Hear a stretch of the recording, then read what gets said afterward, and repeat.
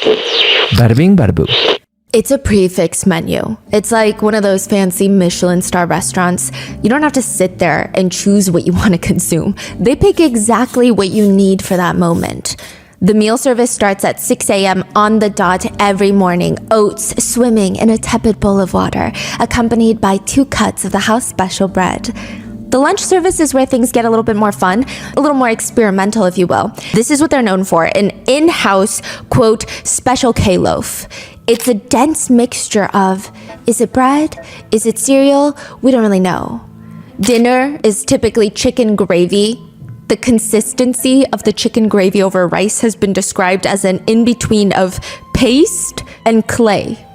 And if none of those sound appetizing for you, you can always choose from their a la carte menu if they don't fit your taste. You could choose a Velveeta cheese block minus the noodles for $3.70, jalapeno squeeze cheese for $3.35, or if you're feeling extra ravenous, you could pick a rib steak meal for only $9.95. The prices you would imagine are quite fair. In fact, if you're visiting for a while, you could even purchase New Balance sneakers for $54.60, or perhaps hemorrhoid cream for $4.30. The meal service is, interestingly enough, fully booked every single service, every single day, no reservations required. In fact, attendance is almost mandatory. It currently has a 2.2 out of 5-star rating on Yelp, and that is the establishment, the Brooklyn Metropolitan Detention Center, otherwise known as MDC. Some inmates, they just call it hell on earth. This place houses 1,600 inmates. It is New York City's primary federal detention center. They did have a previous one that was just as big. It was called Manhattan's Metropolitan Correctional Center, but that one closed a little bit after Jeffrey Epstein died. They shut the whole thing down? They shut it down, and now it's mainly the Brooklyn Metropolitan Detention Center. Is that related to the death? Yes. That's crazy. And people have been complaining about both facilities for a really long time. People say it's, quote, pure hell, probably the worst federal detention center in the country. Ghislaine Maxwell's attorney claimed Ghislaine's time at MDC, she was underfed. There were pieces of plastic melted into her food. She had to drink contaminated water. She ended up losing her hair. But worse than that, the entire place is crawling with roaches and rodents. You could just smell the stench of overflowing toilets wherever you go. Another attorney stated, the worst part is there's no real outdoor space because it's in the middle of Brooklyn. It's just a place to warehouse human beings. Another states, you're subject to a strip search at any given time. You're gonna take off all your clothes. The guards will come in. They're gonna check your mouth. They're gonna tell you to turn around, bend over, and spread your butt cheeks, cough. And then you gotta turn back around, lift your private areas, and squat down. I mean, this prison is disgusting. There's no way, it's a human rights violation. There's rats living through everything. The guest list for this human warehouse is actually quite long. You have Ghislaine Maxwell, Jeffrey Epstein's right-hand woman, R. Kelly, Keith Raniere, this is the NXIVM cult leader, Sam Bankman-Fried, billionaire crypto fraud, and now Sean Diddy Combs. But it seems Diddy's been trying to get out. He's applied for bail twice, and now he's on his 3rd attempt. And there are serious concerns by netizens and conspiracy theories online that Diddy is going to, just like Jeffrey Epstein, mysteriously pass in prison because very, very powerful people around him will not want him talking. We would like to thank today's sponsors who have made it possible for Rotten Mango to support Arizona's anti-trafficking network. They work constantly to bring solutions to the illegal and human trafficking network in the States. This episode's partnerships have also made it possible to support Rotten Mango's growing team, and we'd also like to thank you guys for your continued support as we work on our mission to be worthy advocates. As always, full show notes are available at rottenmangopodcast.com. Big disclaimer, this is a currently ongoing and developing case as we speak. There have been no court verdicts yet. So unfortunately, I must legally state that these are all the current accusations and allegations. People are innocent until proven guilty, legally speaking. Also, with all of the other celebrities that are going to be listed in today's video, there has not been any statement from the authorities that any of them are even remotely being looked into, interrogated, interviewed as a person of interest or a suspect or an accomplice or even as a victim. So please keep that in mind. These are purely just internet discourse, netizen theories. Some statements have been shortened for time, and all the theories and speculations mentioned are netizen opinions that can be found publicly available online. All reporting for this episode is also taken from information that is readily available online, so please do your own research, form your own opinions. I'm not here to convince you of anyone's guilt nor innocence. Some potentially triggering themes involved heavy use of illicit substances, DV, workplace and gang violence, SA, and trafficking. In part 1, we did a deep dive on Diddy and Cassie's lawsuit, as well as covering the freak-off allegations and the supposed Illuminati connection. In part 2, we did a deep dive on Diddy's yacht parties and the mysterious death of his ex-girlfriend and the mother of his children, Kim Porter. Part 3, we talked about the 13 mysterious people who have died around Diddy, including the hip-hop legends Tupac and Biggie. This is part 4. This is going to be hopefully the last part until the trial.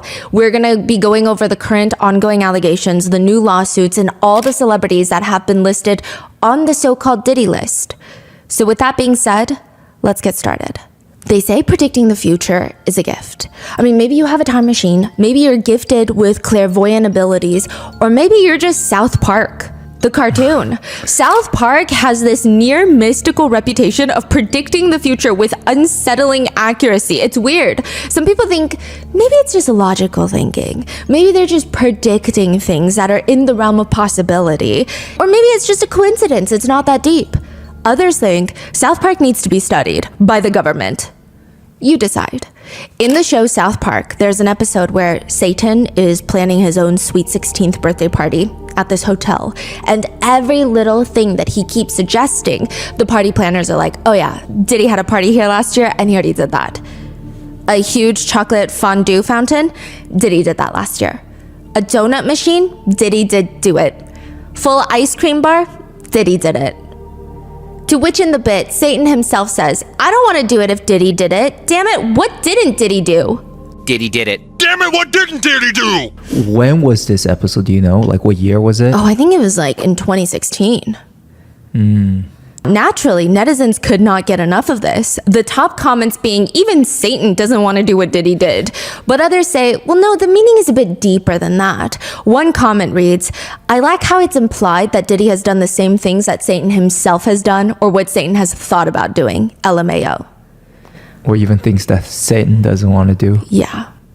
Others have pointed to a Simpsons episode that depicts what appears to be a white party hosted by Diddy. The episode is called The Great Fatsby, where Homer Simpson goes to this massive party thrown in a Gatsby-esque mansion. They're looking for the host, where some of the partygoers, including other A-list celebrities, say that he might not even exist, the host of the party. Others say, oh no, he's upstairs in his office. I mean, the whole massive staircase is lined with platinum plaques for songs. And when they walk into the party, someone who netizens claim looks like Diddy is standing in the balcony, staring out at the party from the top. This character tells Homer and Mr. Burns that nobody crashes his party. He snaps his fingers, security detail with assault rifles, like the ones that were found in Diddy's home, and guns pop out, and eventually the situation is resolved. Because again, the character whom netizens believe to be a depiction of Diddy finds out that Homer's friend is this ruthless billionaire that everybody despises, but he loves him for being a ruthless monster, and he pulls him in for a hug. So people are saying these cartoons are predicting all of these things. All the parties, all of Diddy's crimes, did they predict it? Do you know how much an original copy of the Declaration of Independence is? I didn't know that could be for sale. There was one for sale. It's technically considered priceless, but technically, if you want to get really technical with it, there have been rare copy prints that sold for $8 million in auctions, like this one, owned by Norman Lear. Of the 200 copies of the Declaration of Independence, only 25 are still known to be in existence today, and Diddy is walking around a white party with a copy, an encased, closed, protected copy in his hands. It's a loan from Norman Lear. He said no one would ever expect a young black man to be coming to a party with the Declaration of Independence, but I got it, and it's coming with me, and I promise not to spill any champagne on it. This is how crazy his white parties are. Diddy's white parties were the it parties to be at. What kind of other celebrity party has a copy of the Declaration of Independence? I can not even name a single one that I have never been invited to, but who knows? There would be these flaming torches outside the estate, burning all day, all night. Diddy says about the origins of the white parties. I had just had the craziest mix of guests. Some of my boys from Harlem, Leonardo DiCaprio after he had just finished the Titanic. I had socialites there and relatives from down south. There were 200 people sitting out there just having a down-home cookout. Diddy allegedly actually called himself the Great Gatsby, which I feel like at this point, after Burning Sun, don't you know, Great Gatsby does not have a happy ending. Maybe not the best way to predict your own future. According to one insider who states they went to his parties, she said, Diddy hired these young women to stand on pedestals on either side of the entrance, just dressed like angels, just standing there. She said it was very Gatsby-esque, maybe crazier. There were synchronized swimmers on the outside. There were topless women parading around in angel wings. But then there would also be group orgies, group sports taking place in the bathrooms with pills being passed around like little appetizers. People said when Diddy winked at you and said, come to the VIP section, you knew you were going to have a really good night. What? He's known to just be a party legend. Diddy was known for saying things like, you think I'm gonna stay in the VIP section? I created the fucking VIP section. Fuck the VIP. I wanna touch the people. I wanna feel alive. What does that mean? He wants to go into the club where everybody's dancing. He doesn't want to stay around in the VIP section. Yeah, okay. He's a master marketer. In one MTV skit about his parties, one person says, Diddy once threw a party on a jet flying around the world. Now, it started on a Tuesday and somehow ended on the previous Sunday. I don't know how he did that. They're flying through time zones, right? Yeah. Is that what they were saying? Yeah. Okay. Other comments, it's hard to say which is more off the hook. A Diddy party or a Diddy after party or a Diddy after party, which is basically just a pre-party for the next Diddy party. There is a picture of Diddy from an old Miami party where he's standing next to a table, and on that table there's this woman laying nude on the table, just covered in food. She's the centerpiece, if you will. He's eating a chocolate-covered strawberry off of her, and people think it's just a little unsettling now. Because, it's all fun and games until you are his private chef. His private chef's name is Cindy. Cindy starts working for Diddy in 2015 at his LA compound, which this TikToks that's like, I'm a personal chef to a billionaire. Here's a day in my life, right? It sounds all fun until you realize that she's working from 9 a.m. until midnight or sometimes even till 2 a.m. in a lawsuit filed way back in 2017. So not even with the recent lawsuits and allegations. This is in 2017. Cindy says she was working every Saturday and Sunday for Diddy and only getting paid $150 per day. Eventually, he enjoys her cooking so much, he bumps her up from 2 days to 6 days per week, but she's still working 9 in the morning till midnight, getting paid $150 per day. That's $10 an hour. The minimum wage now in the state of California is $16 an hour. So albeit this is in 2024, but still. Aside from the pay, Cindy says in more professional legal words through her attorney in the lawsuit that this was pretty freaking miserable. She was traumatized working for Diddy. The lawsuit she files alleges in very professional terms, but for ease to digest, I will paint the picture. Cindy would be cooking in the kitchen, oftentimes on the night, when Diddy would tell her to come serve food to him and his guests in the various areas of his mansion. She would walk in with the food, because that's her job, right? And sometimes it was just so clear that they had all gotten done participating in sexual activities. Or sometimes they would be in the midst, engaging in group sexual activities while she's just forced to serve food. Set the table, if you will. Other times, she would walk in to, quote, deliver the food.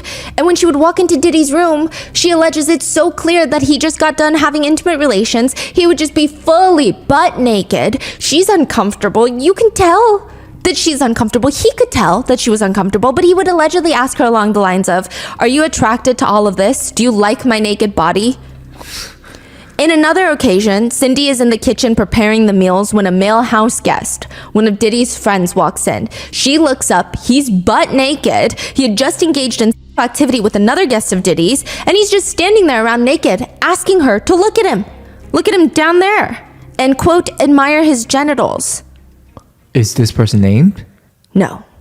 Cindy is mortified. She immediately files a complaint with her supervisor, another employee of Diddy's. Cindy complained frequently because, first of all, she never signed up to be constantly exposed to sexual activity and talking about genitals. Her capacity as a professional chef, and she's not working on like a explicit set where she knows what she's getting into. This is just somebody's home. This is not what she's been expecting.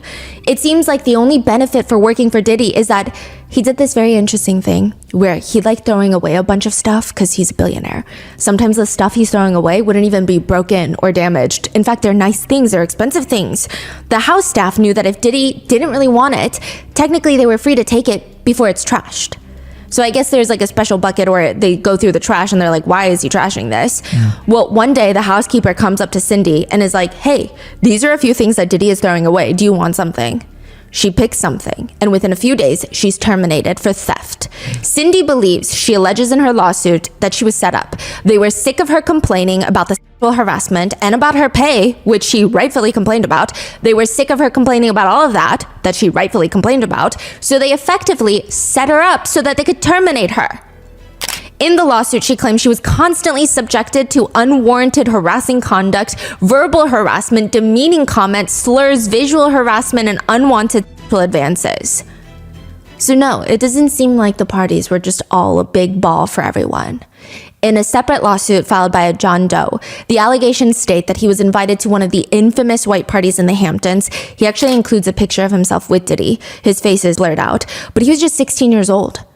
He had a mutual connection to Diddy. He didn't feel like this is something you could turn down. I mean, this is his chance to break it into the industry. The lawsuit includes a supposed picture of Diddy and John Doe at the white party. Interestingly enough, the lawsuit alleges that Diddy took an interest into John Doe, which gets him very excited. They move to a quiet area where John Doe is going off telling him how he's such a big fan. I have these dreams of becoming a star as well, and like the way that you've just done it is so admirable. To which Diddy smiles and allegedly tells him, you have the potential, you have the look, you know? It's alleged, that Diddy told him that he has the ability to transform him or anybody else into a star. Which John Doe gets excited. I mean, it's a pleasant conversation. And again, the lawsuit alleges Diddy abruptly tells John Doe he needs to drop his pants. The lawsuit states, John Doe, caught completely off guard, confusingly asked Combs to repeat himself. Combs made himself clear. He instructed John Doe to drop his pants and expose his penis so that Combs could inspect it, explaining it was the rite of passage and the route to becoming a star, and also a way to prove himself. Quote, don't you want to break into the business? John Doe immediately felt uncomfortable, froze, and did not know what to do. Combs remained calm and stood in front of him and stretched out his hand in a cupped position. Out of fear and anxiety and the imbalanced power dynamic between himself and Combs, John Doe then dropped his pants and exposed his penis as Combs previously instructed. Combs moved closer and grabbed John Doe's penis and genitals with his hand. He firmly cupped and held onto John Doe's private parts for an extended period of time. During this time, Combs moved his hand in such a fashion to manipulate John Doe's genitals, squeezing and feeling them. John Doe was only 16 years old. That is what the lawsuit states. In another separate lawsuit filed by another John Doe, the allegations in his lawsuit include that in 2006, he was working for this security firm called Mass Security, where he would work at nightclubs or events for private events as security. He got this last-minute job at Diddy's East Hampton mansion for this annual white party, and the lawsuit alleges that prior to the party commencing, Diddy pushed John Doe into a van and viciously sodomized him. And while John Doe kept pleading for help, Diddy allegedly responded, "You'll be all right. You'll be all right." Are these part of the 120 Yes. lawsuits? So these are the individual stories. Yes. So Tony Busby, the attorney from Houston, has been filing, well, he states that he has about 120 lawsuits that are going to be filed against Diddy. He filed 6 and then 7. And by the time that you're hearing this on YouTube, probably more. Yeah, so he's doing them in batches. And now there is this very interesting thing where 120 is a very large number. So a lot of people are wondering, out of those 120, there must be people whose stories are not as valid, right? And I don't think it's ever right to question victim stories. And I will say that Tony Busby has stated that he has 100 people vetting potential clients, and also about 30 lawyers looking at the evidence and the stories of each case. So they're trying to fact check a lot of these clients. They're not just trying to take any case. They're not taking anyone who's calling them like, oh, that Diddy thing on the news, I'm part of it. So just to keep in mind, because I know a lot of people that are either on Diddy's side or tend to question victims are like 120, there's no way. Which again, I'm not stating that these lawsuits are true. I mean, these are civil lawsuits. There's no way for me to know. I wasn't there, right? And neither was Tony Busby, but I'm just stating he is very thoroughly fact-checking them from what I can see.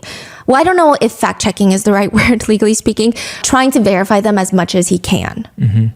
One John Doe alleges that he was drugged and essayed the night that Diddy was awarded the Lifetime Achievement Award at the BET Awards, the time that he shouted out Cassie after 4 years after their breakup. He said that he was essayed after that at an after party. So many netizens, they're hoping with all these new lawsuits coming out that the most of the party goers, all the other celebrities that attended Diddy's parties did not see these things, that they only saw the fun aspects. Because one frequent party goer says once Diddy got high or drunk, he would turn violent and loud. He would take his anger out on people. An unnamed alleged victim told the Daily Mail, so take it as you will. She alleged that she was at a party with Diddy once. He allegedly had this little medicine bag of drugs that he carried around with him. She said there was this one time when he came down from his room and I was shocked because he looked animalistic. I didn't even recognize him. His veins were popping and the way that his body was contorting in a way, it was frightening. It just scared me. Being around him was like being around Jekyll and Hyde. There was some woman in the pool, sometimes already naked, and I thought, oh, maybe they party too much. So she's kind of insinuating that they're passed out almost, maybe in the shallower end or like hanging onto the side of the pool, or like they're in the cabanas around the pool. And she says, but no, there were times when the girls wouldn't wake up at all and they would just leave them there lounging by the pool. She claims if she ever asked Diddy's staff about it, like, hey, guys, are you guys seeing this? Is she okay? They would just tell her, she's okay. She's just drunk and hungover. That's what she claims. They said that, they would just say this anytime a girl didn't move at one of Diddy's parties. And Tony Busby, the Houston-based attorney I was telling you about that's representing the 120 potential clients that are in the process of suing Diddy, he says, if you were attending one of these parties, if you will, and you attended before, or you knew what was going to happen, that is, you knew that a particular drug was being used in drinks that were causing people to be coerced and taken advantage of, and you were in the room, or you participated, or you watched it happen and didn't say anything, or you helped cover it up, in my view, you have a problem. You can't hide skeletons in the closet forever. I would expect there are many people out there right now who are desperately searching their memories as they delete their texts and data. So does that mean every celebrity in connection with Diddy helped cover it up? Not exactly. There are a few camps of netizens. Some that believe, obviously, people who just went to a white party, you don't know what they know because these white parties, everybody was going to them. There's just no way that every single person in Hollywood knew what Diddy was doing. But then some people are saying, well, if they were close friends of Diddy and were constantly hanging out with Diddy, they probably knew something. They probably at least knew that he was violent towards women. There's no way that they didn't know anything. That's crazy. When all of his staff and even people that have only seen him a few times have come out to allege these stories, could it be that they don't know anything? That's a netizen opinion. Or there's a group of people that are like, let's not even point any fingers. We don't know what they know.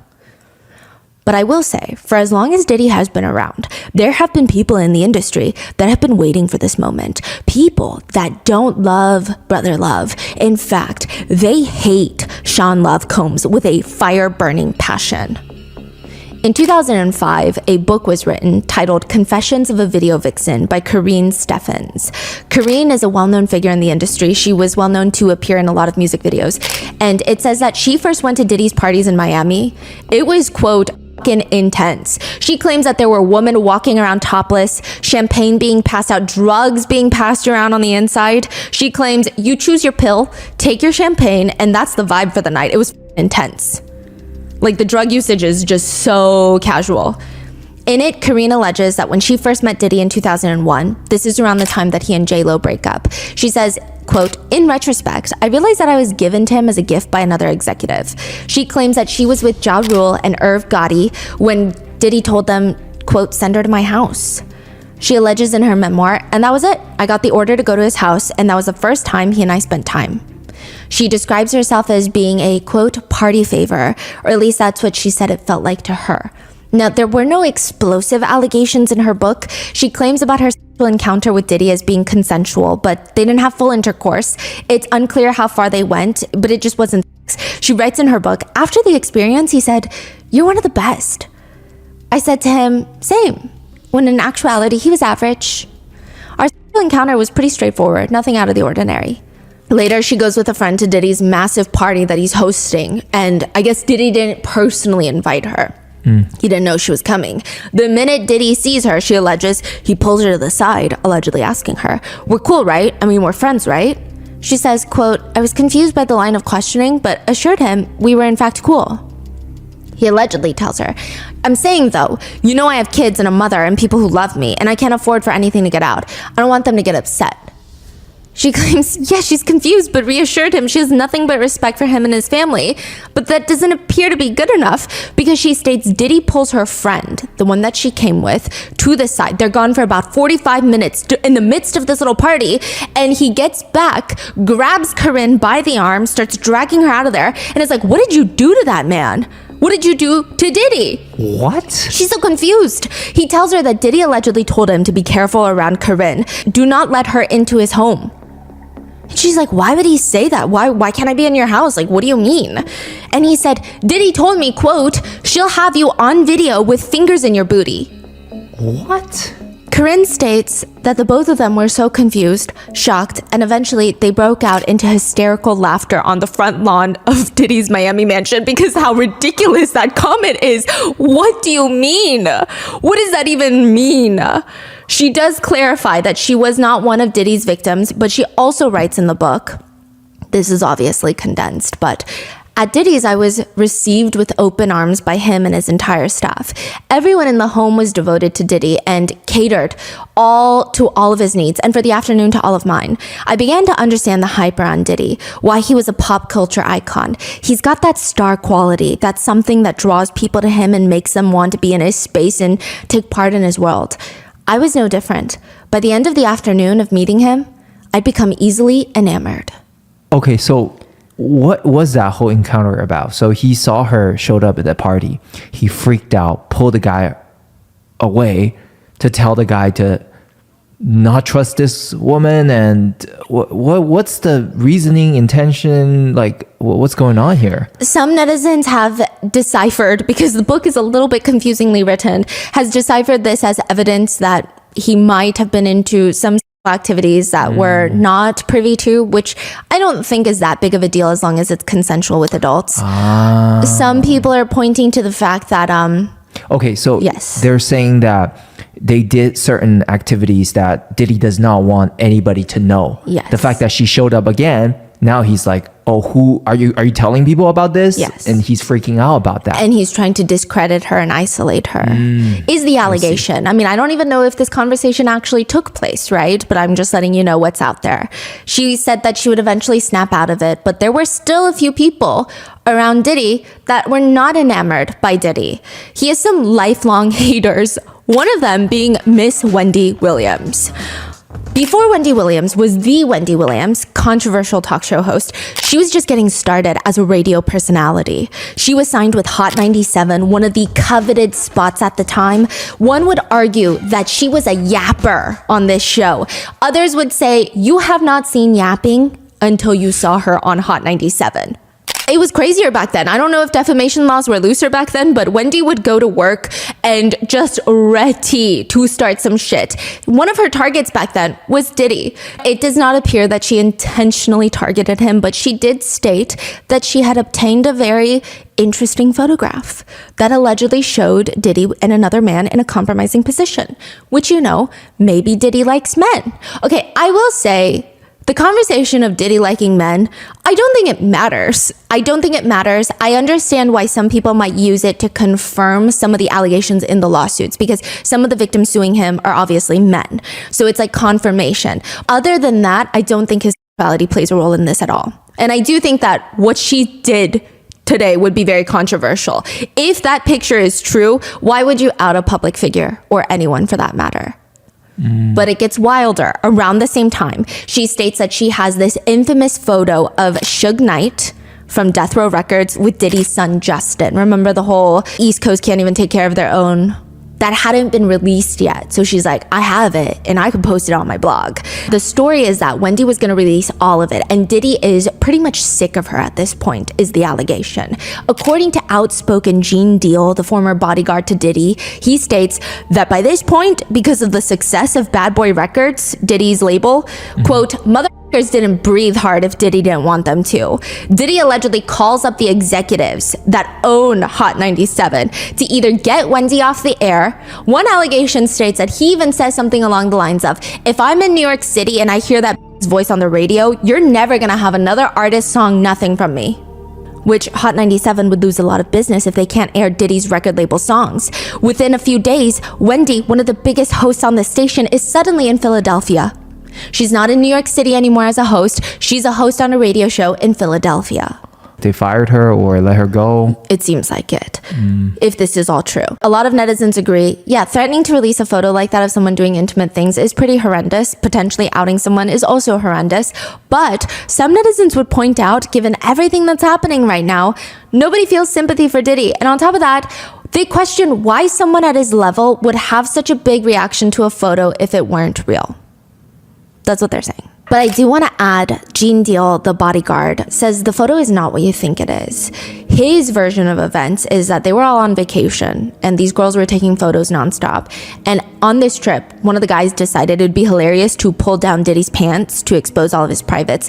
So as he's like bending down to expose all of his privates and pull down his pants, Diddy's private parts, I guess, whip out and the picture gets taken so it looks like another man is about to perform something on him, but he says it just wasn't true. It was like a prank. But he claims that's the picture that was allegedly sent to Wendy Williams with a whole story of how Diddy is into men. Regardless, Wendy Williams gets dropped in New York City. She's got to go to Philly. The long-standing animosity between the two is pretty strong. Wendy alleges that Diddy would send a bunch of girls to try and jump her outside her radio station. Once upon a time, there was a music mogul who sent his all-girl group to beat my ass in front of the radio station. She alleges that Diddy, quote, single-handedly tried to sabotage her career. She writes in her book, "The hell he put me through, I will never forget it. But I don't hate him." But later, during her talk show, she was one of the few that extensively talked about the power dynamic between Diddy and Cassie, saying things like, my thing is, when you date a mogul, it's really difficult to avoid them. Even if you use your head, you never know when they're gonna pop up on the scene. Like, they could find out what hotel you're staying at. They could just pop in, pop out. They have too much power in this world. Wait, I'm so sorry. What is she referring to, though? Cassie and Diddy, so when they would constantly break up and get back together, and Diddy would publicly reach out to Cassie through social media to try and win her back during their on and off relationship. A lot of other people were debating whether or not that's romantic, but Wendy says, I suggest don't use social media, though, to reach out. This was a grand overture from Diddy. I don't believe he really wants her back or wants her. I believe he probably treated her at some particular point like a possession. If you really care, then you would reach out privately, not publicly. There were these comments here and there that indicated that they never really resolved things until 2017. Diddy makes an appearance on the Wendy Williams show. What? And people think it is so awkward. The whole thing feels tense. They're both trying to dance around each other. Not really, but like figuratively during the entire interview. I don't think netizens are reading into it. I was watching it, and I've been watching lots of Diddy interviews on Ellen DeGeneres' show, Conan O'Brien, Jimmy Kimmel. He does not seem relaxed or happy around Wendy Williams. He keeps having these moments where he's smiling, but his smile drops so quickly. It's like he keeps dropping his smiling mask. But why did he go on there? Nobody knows. One part that's been going very viral on social media is Wendy Williams is bringing up her son. She says, and let me tell you something, as a mother of a now 16-year-old boy, Diddy interrupts her, who I met backstage. He's a great young man. Who I met backstage, he did? He's a great young man. Oh, thank you. Yeah. Wendy Williams looks so uncomfortable. She briefly thanks him, but looks like she loses her train of thought. She spaces out and stutters a bit. Diddy is just staring into the depths of her soul during this. Many netizens have since commented that it felt like Diddy was trying to tell her, like, that's a threat, play nice. I just met your son. Another netizen comments, the way she hesitated, you just know that she wanted to say, you stay away from my son, but realized that she was on air. It is a very unsettling moment. But there is someone who might hate Diddy more than Wendy Williams, and that is 50 Cent. If anybody is going to be a hater of Diddy, it is going to be 50 Cent. This man, talented in his own right, obviously, but like he could make a full-blown career out of hating Diddy. He has been saying for years now that he freaking hates Diddy. In 2006, he released a diss track called The Bomb, where he insinuates that Diddy had something to do with Biggie's murder. The lyrics read, who shot Biggie Smalls? We don't get him. They're gonna kill us all. Man, Puffy know who hit that guy. He's always said Diddy was someone who was just a businessman that liked to take advantage of creatives. 50 Cent said, I don't have any interest in doing things like that. I actually fall under the creative side, so I just didn't take to hanging out with him like that. He said that he thought Diddy was strange. In an interview once, he said, he has to take me shopping. I thought that was the weirdest shit in the world, because that might be something that a man says to a woman, and I'm just like, nah, I'm not with this weird energy or weird shit coming off the way he was just moving. Like, from that, I wasn't comfortable around him. No, but me and you, we ain't party. Like, we need to party. What is he talking about? Incense going off. When people say that to me, I get a little uncomfortable. In response, Diddy went to the Breakfast Club podcast, and he was asked, he said you did the same thing to him. You asked him to take him shopping. Yeah, I thought he needed some clothes. in another concert, 50 Cent said, that's why I don't go to no puffy parties. He can hug you from the front and the back at the same time. Look, if you into that, I'm fine with it. To each his own. I'm just saying this shit my motherfucking counterpart. In another segment, he says, I've been talking to a therapist to try and help me with the shit I've been saying, you know? Some crazy shit on my mind. Maybe I said some shit about Puffy because he got Tupac killed. So he's always leaving these little weird hints of things. I mean, the two of them... like, not even leaving hints. He's straight up calling him a murder, right? Yeah, twice for Tupac and Biggie. Right. Yeah. Wow. Now, the two of them, they started off more so as industry competitors. They had competing alcohol brands, but somehow it escalated into them just dissing each other publicly. 50 Cent allegedly called him a bloodsucker, saying things like, I guess that means I'm not invited to the white parties in the Hamptons. And to describe Puffy in one word, it would be bitch. He said that. Yes. 50 said that. Yes. Okay. He also stated that Diddy is not an artist. He just takes records and sings them. He's not really an artist. Quote, he's the guy that stands next to the guy. He's the guy standing next to Biggie. He's a party promoter. He's a producer. He's a businessman, a lot of other things, but he's not an artist. To which Diddy cryptically responds, I love my people. Let's stop the hate, man. Congratulate. Hate is for suckers. If you hating, you're a sucker. And you're ashy. And your breath is stinky. And you know who I'm talking about, you hating ass crap. But interestingly enough, 50 Cent's mother of his child gets listed in a lawsuit by Lil Rod. Wait, 50 cents? The mother of his child gets listed in passing in a lawsuit, not as a defendant, but it is alleged that she was having intimate relations with people at Diddy's house. Which, side note, later on The Breakfast Show, later in 2018, the podcast host brings up 50 Cent and Diddy. Diddy says, I don't have no beef with 50. Hey, yo, I don't have no beef with I don't know why. With 50. He loves me. I mean, y'all can't see. No, we can't see. Y'all can't see that he loves me. But see, you really, hold on, you really think that's hate? You know he loves me. I don't think he like you. You know he loves me. I don't think he like you. Okay. That's Diddy's response. Okay. He continues, you know, when he does that, it's like funny to me. I don't really take it personally. I know he has a different sense of humor and he's just not in my life. We don't have to ever cross paths, and I will never say nothing negative about him, you know, because that's just not me. But no, Diddy, he really, really does not like you. Anytime there would be any negative news about Diddy, 50 Cent would turn his Instagram page into a multifaceted hate page towards Diddy for years now. Even when Keefe D was arrested for killing Tupac and Diddy was named by him, 50 Cent posted, damn, so Tupac got lined by Brother Love? LOL, time to lawyer up. Shit might get sticky. Telling who? Diddy to lawyer it up? Yes.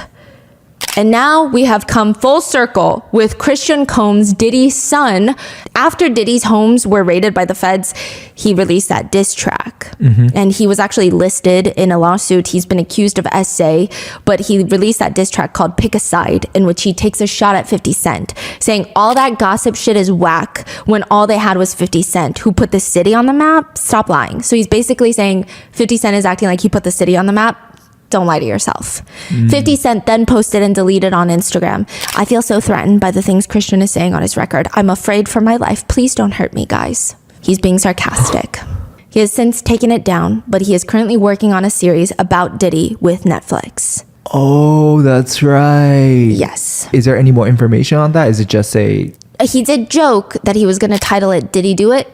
That's all we know? Yeah. Okay. Videos have been going viral of celebrities trying to warn us about Diddy, like all these clips of 50 Cent saying all these things. There's no way to know for certain if these celebrities knew what was going on or were trying to warn the public or if it's all just a coincidence, but let's go through some of these warnings. Again, these could have been coincidental comments, jokes, or maybe they don't even realize what was going behind closed doors.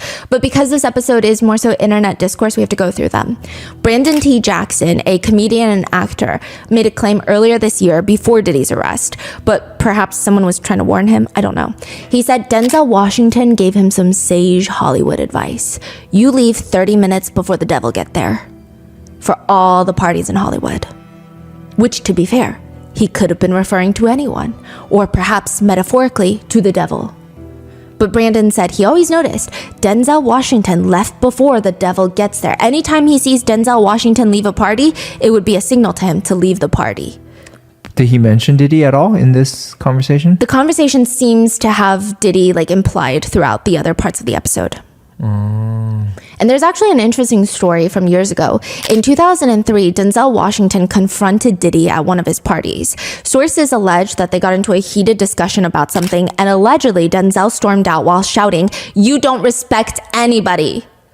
Which nobody knows if this actually happened or why, but it's a very interesting thought. We're going to come back to Denzel Washington in a little bit because there is a very vocal alleged victim of Diddy's parties.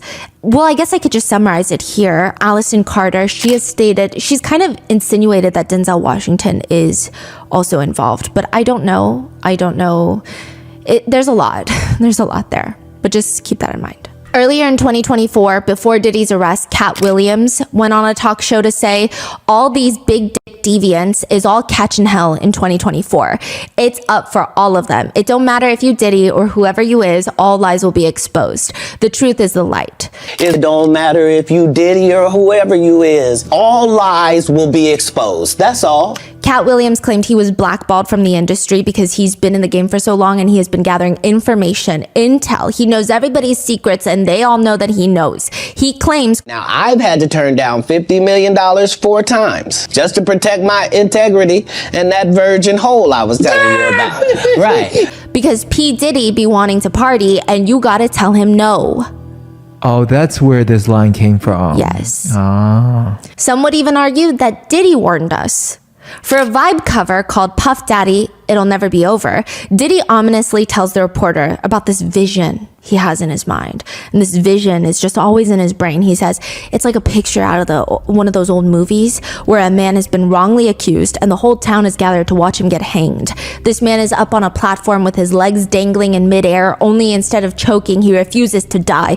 Days go by and he's still hanging in. The townspeople are throwing rocks at him, but he won't give in. Finally, they cut him down. That guy is Sean Puffy Combs himself. They cut him down and he just walks away. He starts yelling, I raise out of the coffin. It will never, never, never, never be over. Never, motherfuckers, never.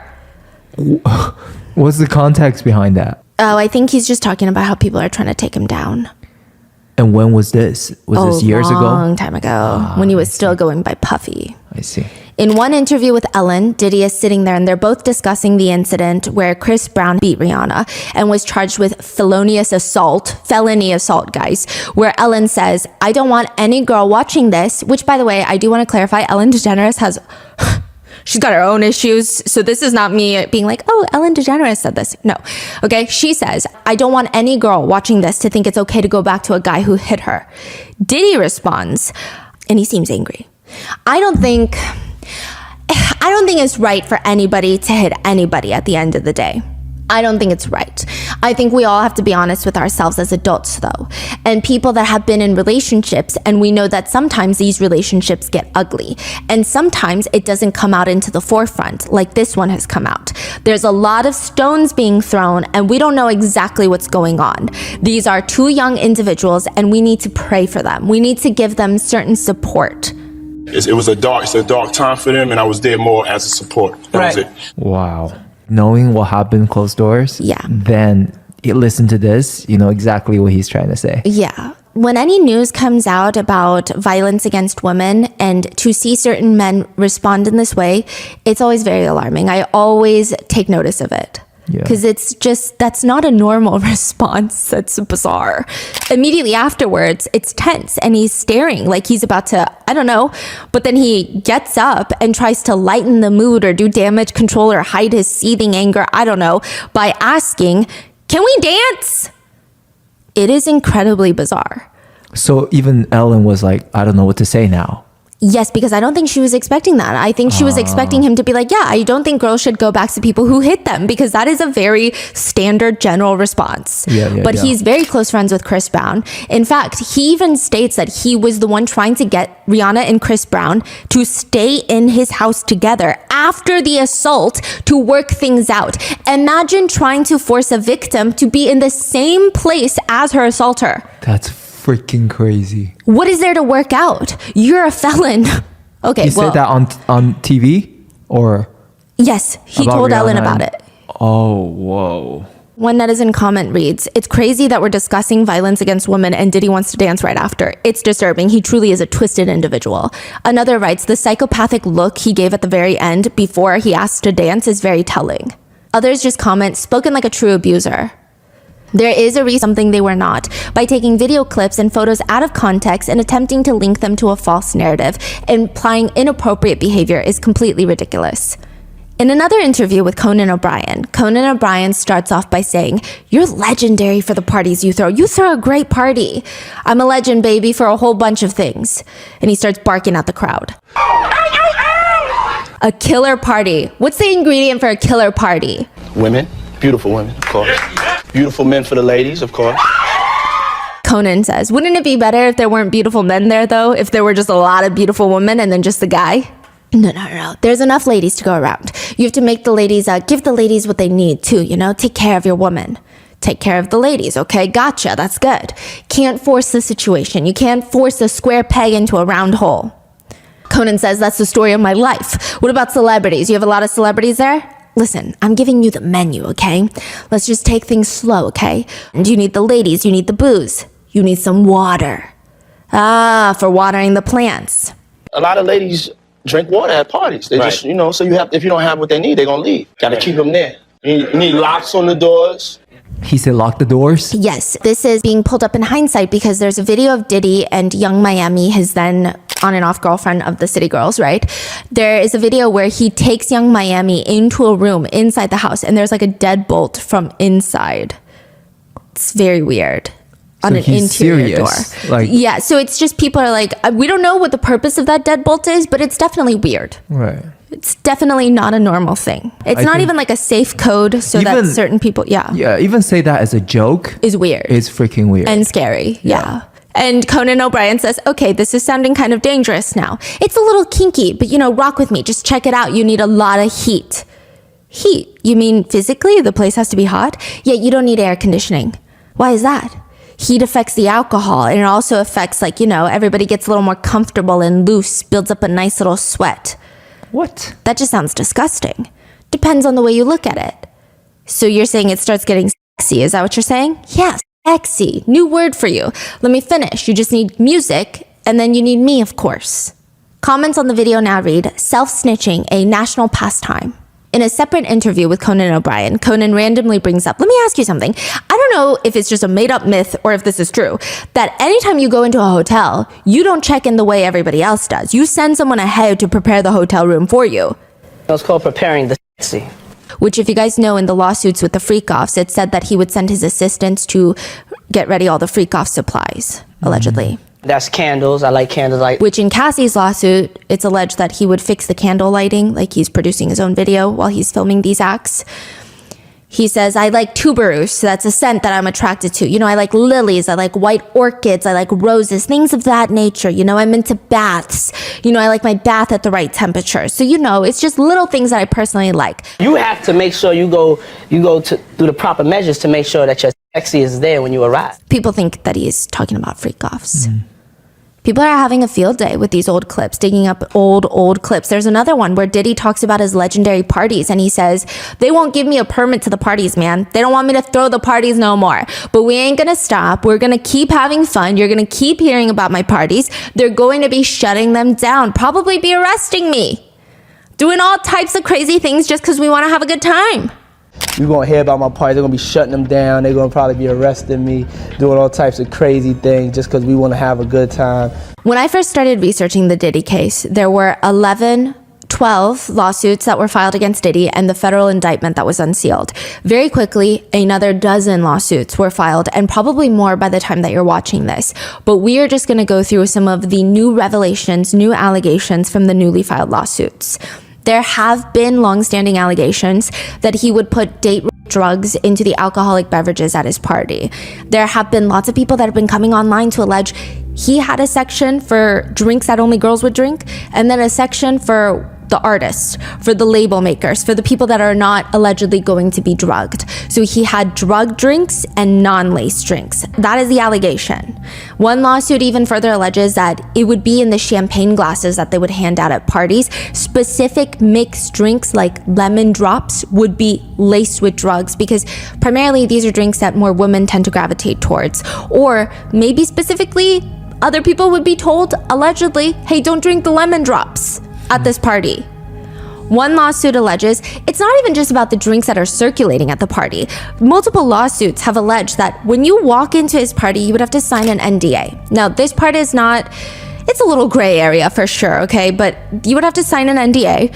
And once you walk in, they would make you take a shot. They're like, you sign the NDA, and this shot is a prerequisite to coming into the party. And some believe that those shots specifically, some were laced, some were not. So it's like maybe it's a pre-approved, these are the types of people I want to be drugged, allegedly. I wouldn't know how it works in the back end, but I'm just saying it is very weird because it's not Diddy himself that we're giving these shots out. Others allege that even the baby oil was laced, and that's why there were 1,000 bottles of the baby oil in his house, because it just doesn't make sense to have 1,000 bottles of baby oil. Yes, Americans buy in bulk, but 1,000 bottles of baby oil just, that doesn't even make any sense. And then you have Gene Deal, the former bodyguard, saying that's weird. You have other people like the Jonathan Odie. I don't know how credible he is, the man that was arrested at a Trump hotel shooting back then. He said that they were transporting liquid cocaine. He's definitely more of a conspiracy theorist.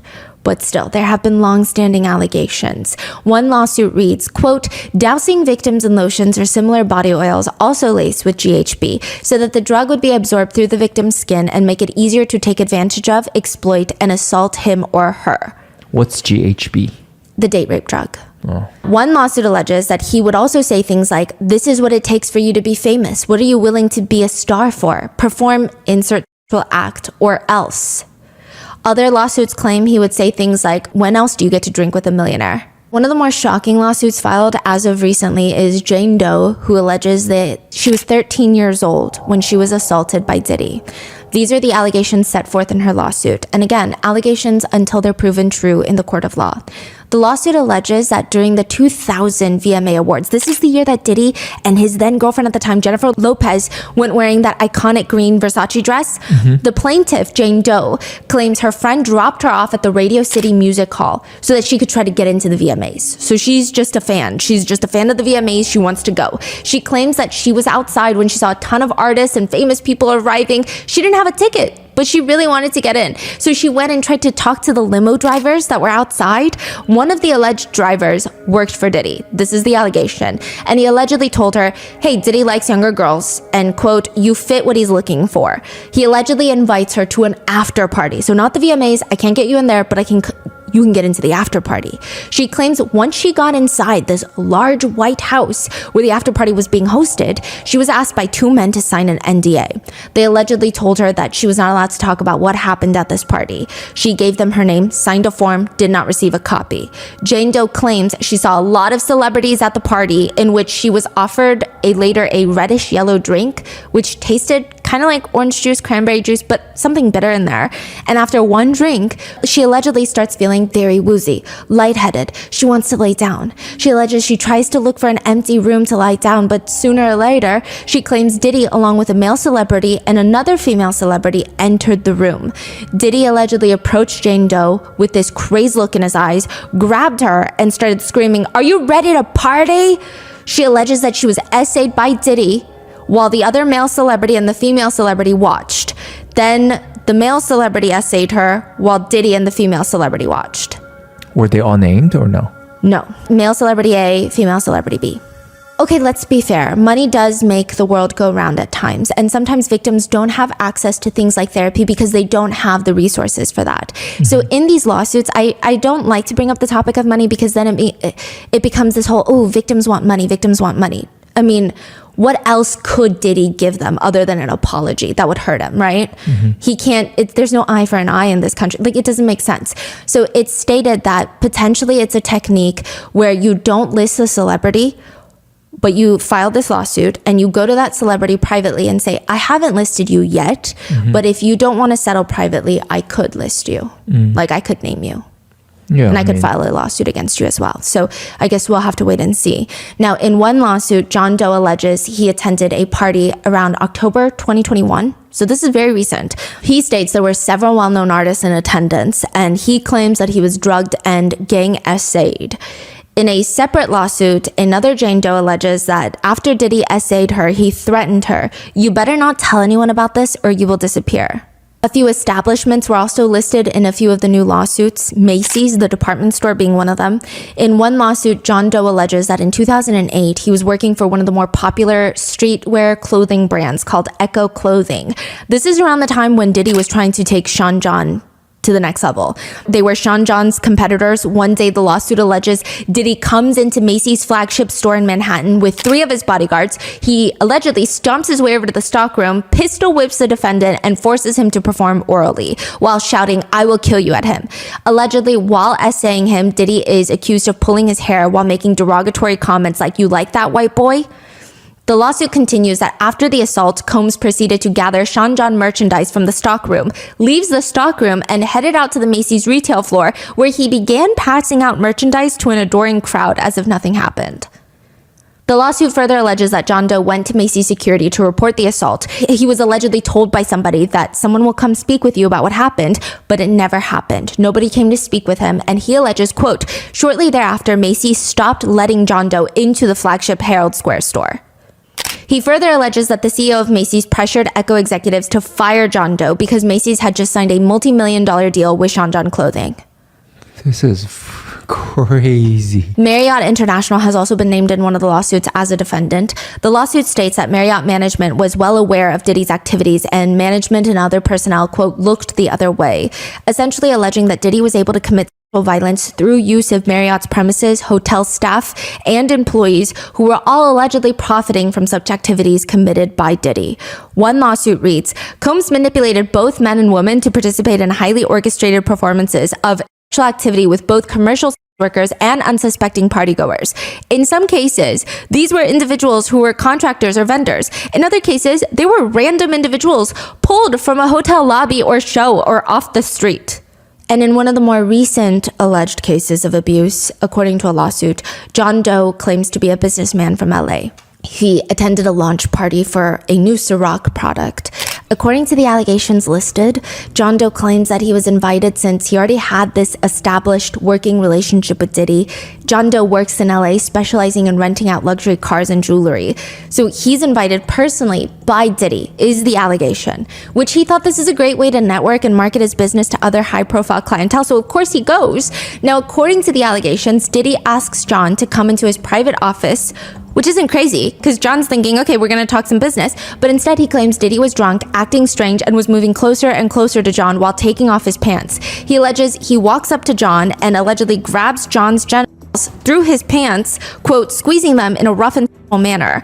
The lawsuit further alleges the situation escalated until another individual, professional athlete A, unnamed, professional athlete A, entered the office and intervened, which ended the Combs assault on plaintiff of John Doe. There's another lawsuit filed by a John Doe, a personal trainer who claims he was assaulted by Diddy as well in 2022. The lawsuit alleges that John was invited to a party held by Diddy because he was impressed by his personal training and might want to feature him in a video. The personal trainer was allegedly greeted at the door where he signed an NDA, and upon entering, he claimed that he was given this alcoholic beverage that he had to drink as, quote, another condition to gain entry into the party. Once inside, the allegations further continue. John saw a ton of other celebrities there, which was overwhelming. He started feeling dizzy or disoriented, weak, which was weird because he only had one alcoholic beverage. He felt drugged. The lawsuit alleges that he was guided into one of these smaller rooms where, quote, he observed approximately a dozen individuals, including several well-known figures who were engaging in group activities. The lawsuit reads, at this moment of realizing his significant impairment, Combs approached plaintiff, John, and removed his pants and began performing non-consensual oral sex onto him. Combs then directed John to perform oral sex on another individual in the room known as Celebrity A. Due to the haze of the drug he had been clandestinely served, John Doe could not resist Combs' coercion and ordering. He felt trapped inside of his body, unable to control it and understand what was happening around him. As a result, John Doe was forced to perform non-consensual oral sex onto Celebrity A. After Celebrity A finished, this individual spit into plaintiff's mouth. The lawsuit further alleges, while in and out of consciousness, individuals at the party forced plaintiff into sexual acts with both men and women. And, quote, these individuals, including Combs, essentially passed plaintiff's drugged body around like a party favor for their sexual enjoyment. When plaintiff finally regained consciousness, he found himself outside of his apartment, disoriented, without a shirt and without his phone. Plaintiff is unaware who took him back to the apartment or how he got there. He alleges that this happened on the night of the BET Awards, 2022. Was that another one that was mentioned earlier? This is the further. The same. Yes, but same more person? detail. Yes. Same person. Okay. In another allegation filed in a lawsuit, Jane Doe claims she was invited to a party in December of 2022. She claims she noticed all of Diddy's employees at the house party pushing drugs onto the guests, the staff. She alleges she only drank a single glass of wine, where the allegation is she felt trapped inside of her body, and then Diddy allegedly essayed her. The lawsuit reads, plaintiff discovered blood on her legs from her vaginal area and bruising on her hip. She also found deep imprints on her arms and wrists, suggesting that she had been tied with ropes. Additionally, she felt significant pain and soreness in her vaginal region. Do you know who Aaron Hall is? He's a huge R&B singer from back in the day. He was listed as one of the defendants in one of the lawsuits. Liza Gardner alleges in her lawsuit that Diddy and Aaron Hall had taken her and her friend back to Aaron Hall's apartment for a party. This was way back then. And Liza remembers being offered more drinks and coerced into having intimate relations with Diddy. She alleges that after Diddy was done, she just laid in the bed, shocked and traumatized. As soon as she's trying to get dressed, Aaron Hall allegedly barges into the room, pins her down, and forces her to have intimate relations with him. When he finally leaves her alone, she claims she quickly got dressed, ran out of there, and her friend was also allegedly essayed by the two. She said that they swapped rooms. So while Diddy was allegedly essaying Liza, Aaron Hall was with her friend, and then they, quote, swapped and they switched. Liza thought perhaps the nightmare was over, but a few days later, she states that her door to the apartment slams open, Diddy runs in and allegedly starts choking her until she passes out. She said that he was scared that the girls were going to tell his girlfriend at the time what happened. Not the police, but the girlfriend. Which was? I believe not someone famous at the time. Okay. Aaron Hall, the R&B singer, he hasn't responded to the allegations, but an old interview of his has been popping back up. It's pretty bad. Some netizens feel as if he has admitted right then and there, but it's up for you to decide. A lot of people remember him being one of the smoothest, more romantic R&B singers back in the day, but turns out he likes to brag about being a pimp. Quote, pimp, because his grandfather was a pimp. He also states in an interview, girls with the, quote, fresh out the pussy shit think they can get a man like Aaron Hall. I'm historical dick. They f with me, it's a big dick. Everybody know my son's mother. What? Furthermore, he states that the mother of his son is a puppy because he impregnated her when she was 16 years old. He refers to her as a puppy because she was a minor and he was in his 30s at the time. He states, I didn't know she was a puppy. Sometimes when I see a puppy on the field when I'm dog training, I think it's a year or two old and it'd be like 8 months. So I don't know. So when I saw her, everybody was trying to get at her. So I took her.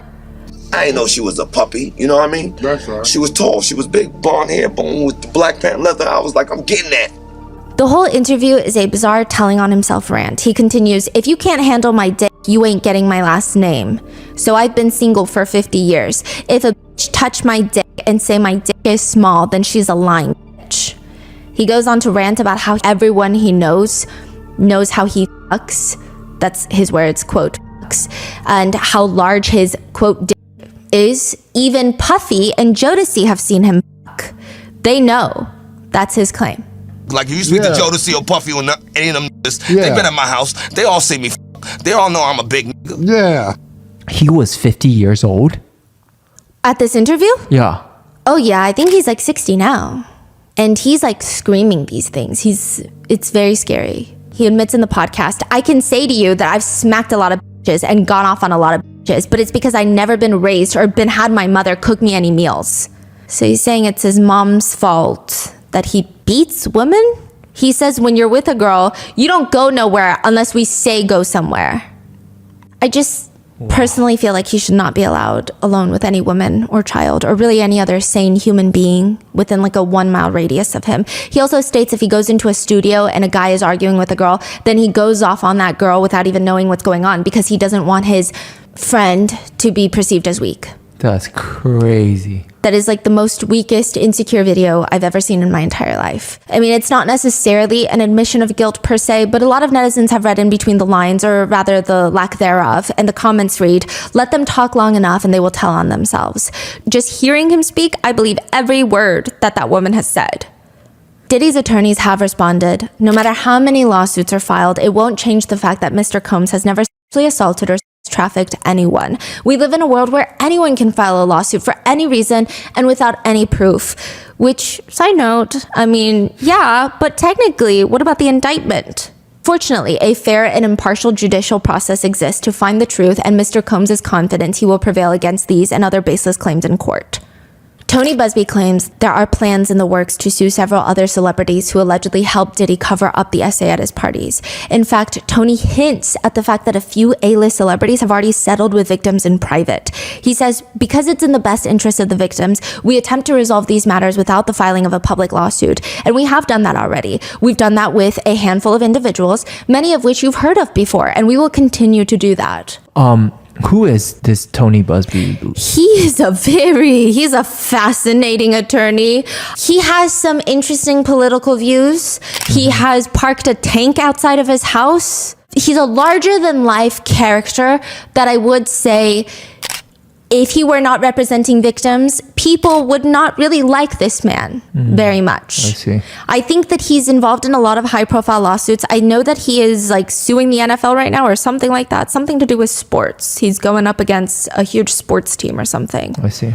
Some people think that he's an ambulance chaser. Some people think, I mean, technically he could file as many lawsuits as he wants with enough due diligence and he can get all the good press he wants. So we don't know, right? He states that people are going to be very shocked at the names that will come out during the course of this investigation. He states the youngest of his clients was 9 years old at the time of the alleged assault.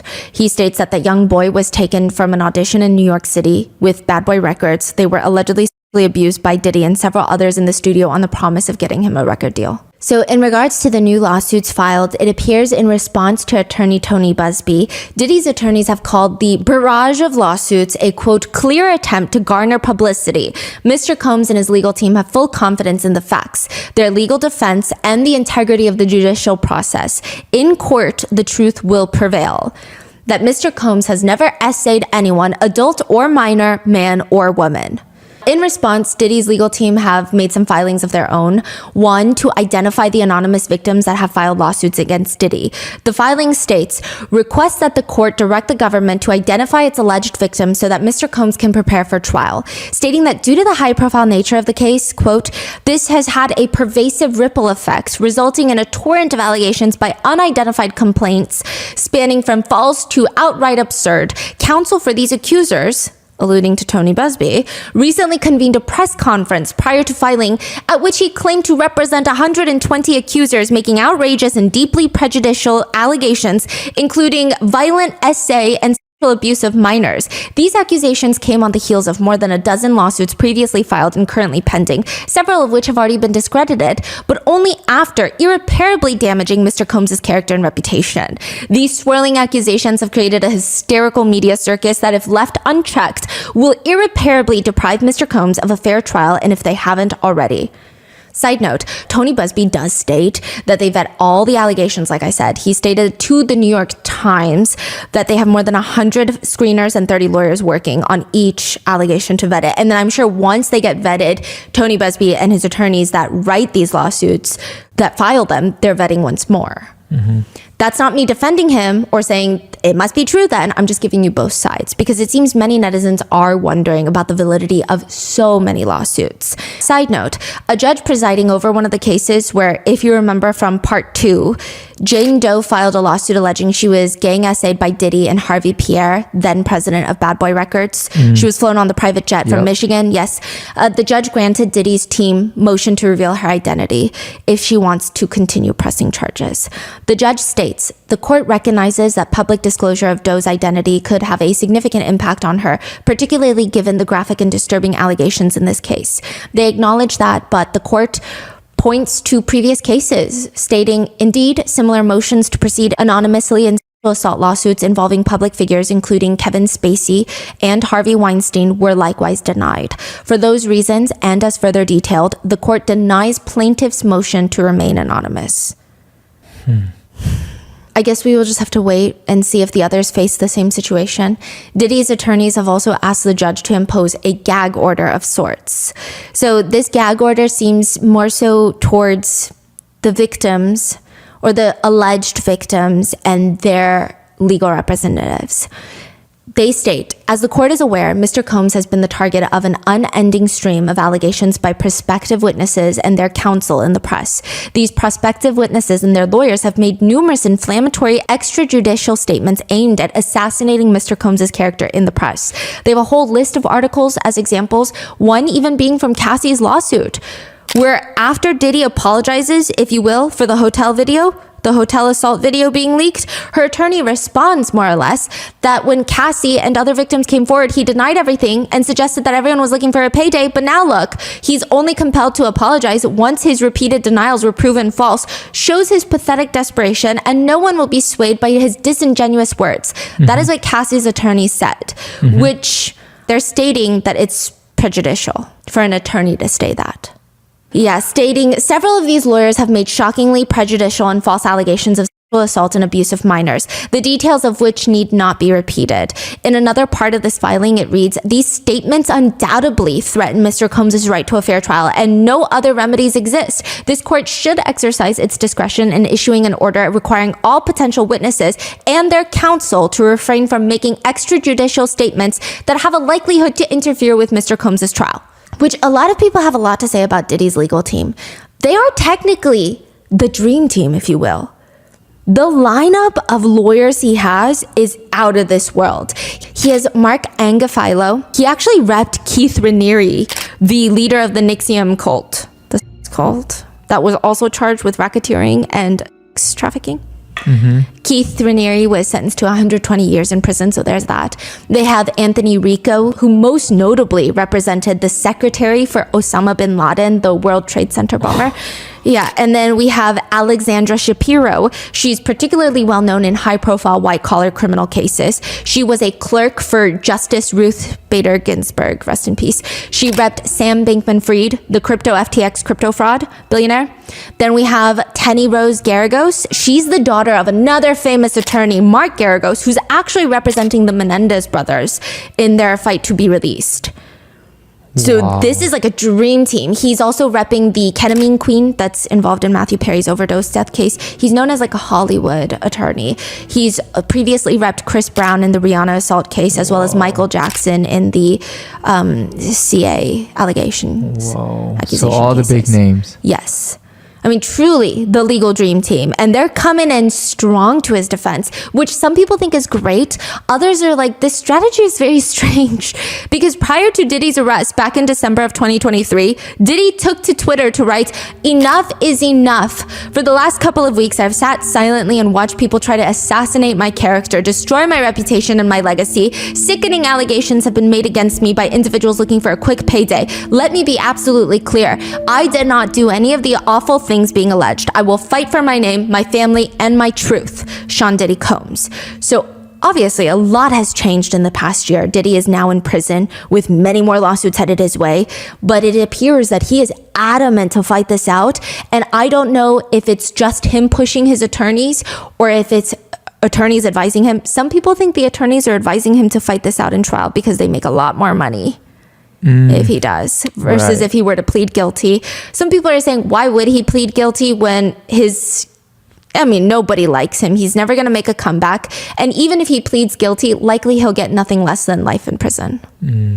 Wow. The attorneys have made some very controversial statements, though. They emphasize, yes, Diddy is not a perfect person. He has used drugs in the past. He has been in, quote, toxic relationships. People hate that. People hate that. But they continue. But he's committed to getting therapy and treatment for things that he needs therapy and treatment for. Again, very vague. They argue the evidence in this case is extremely problematic. His attorneys are trying to dispute the trafficking charge by stating that these people are, quote, they're coming into this man's bedroom. Is it trafficking? Not if everybody wants to be there.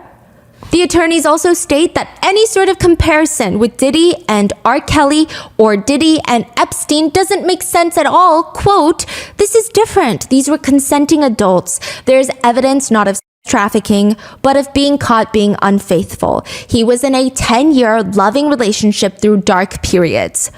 Again, alluding to Cassie's relationship with Diddy as a 10-year loving relationship with dark periods. Diddy's attorneys continue, Diddy has referenced the hotel footage as a human story of love, hurt, and heartbreak, which I have to say, wow. I am human. I have also endured love, hurt, and heartbreak. I have never, not a single time in my life, in this little brain of mine, thought to beat someone up.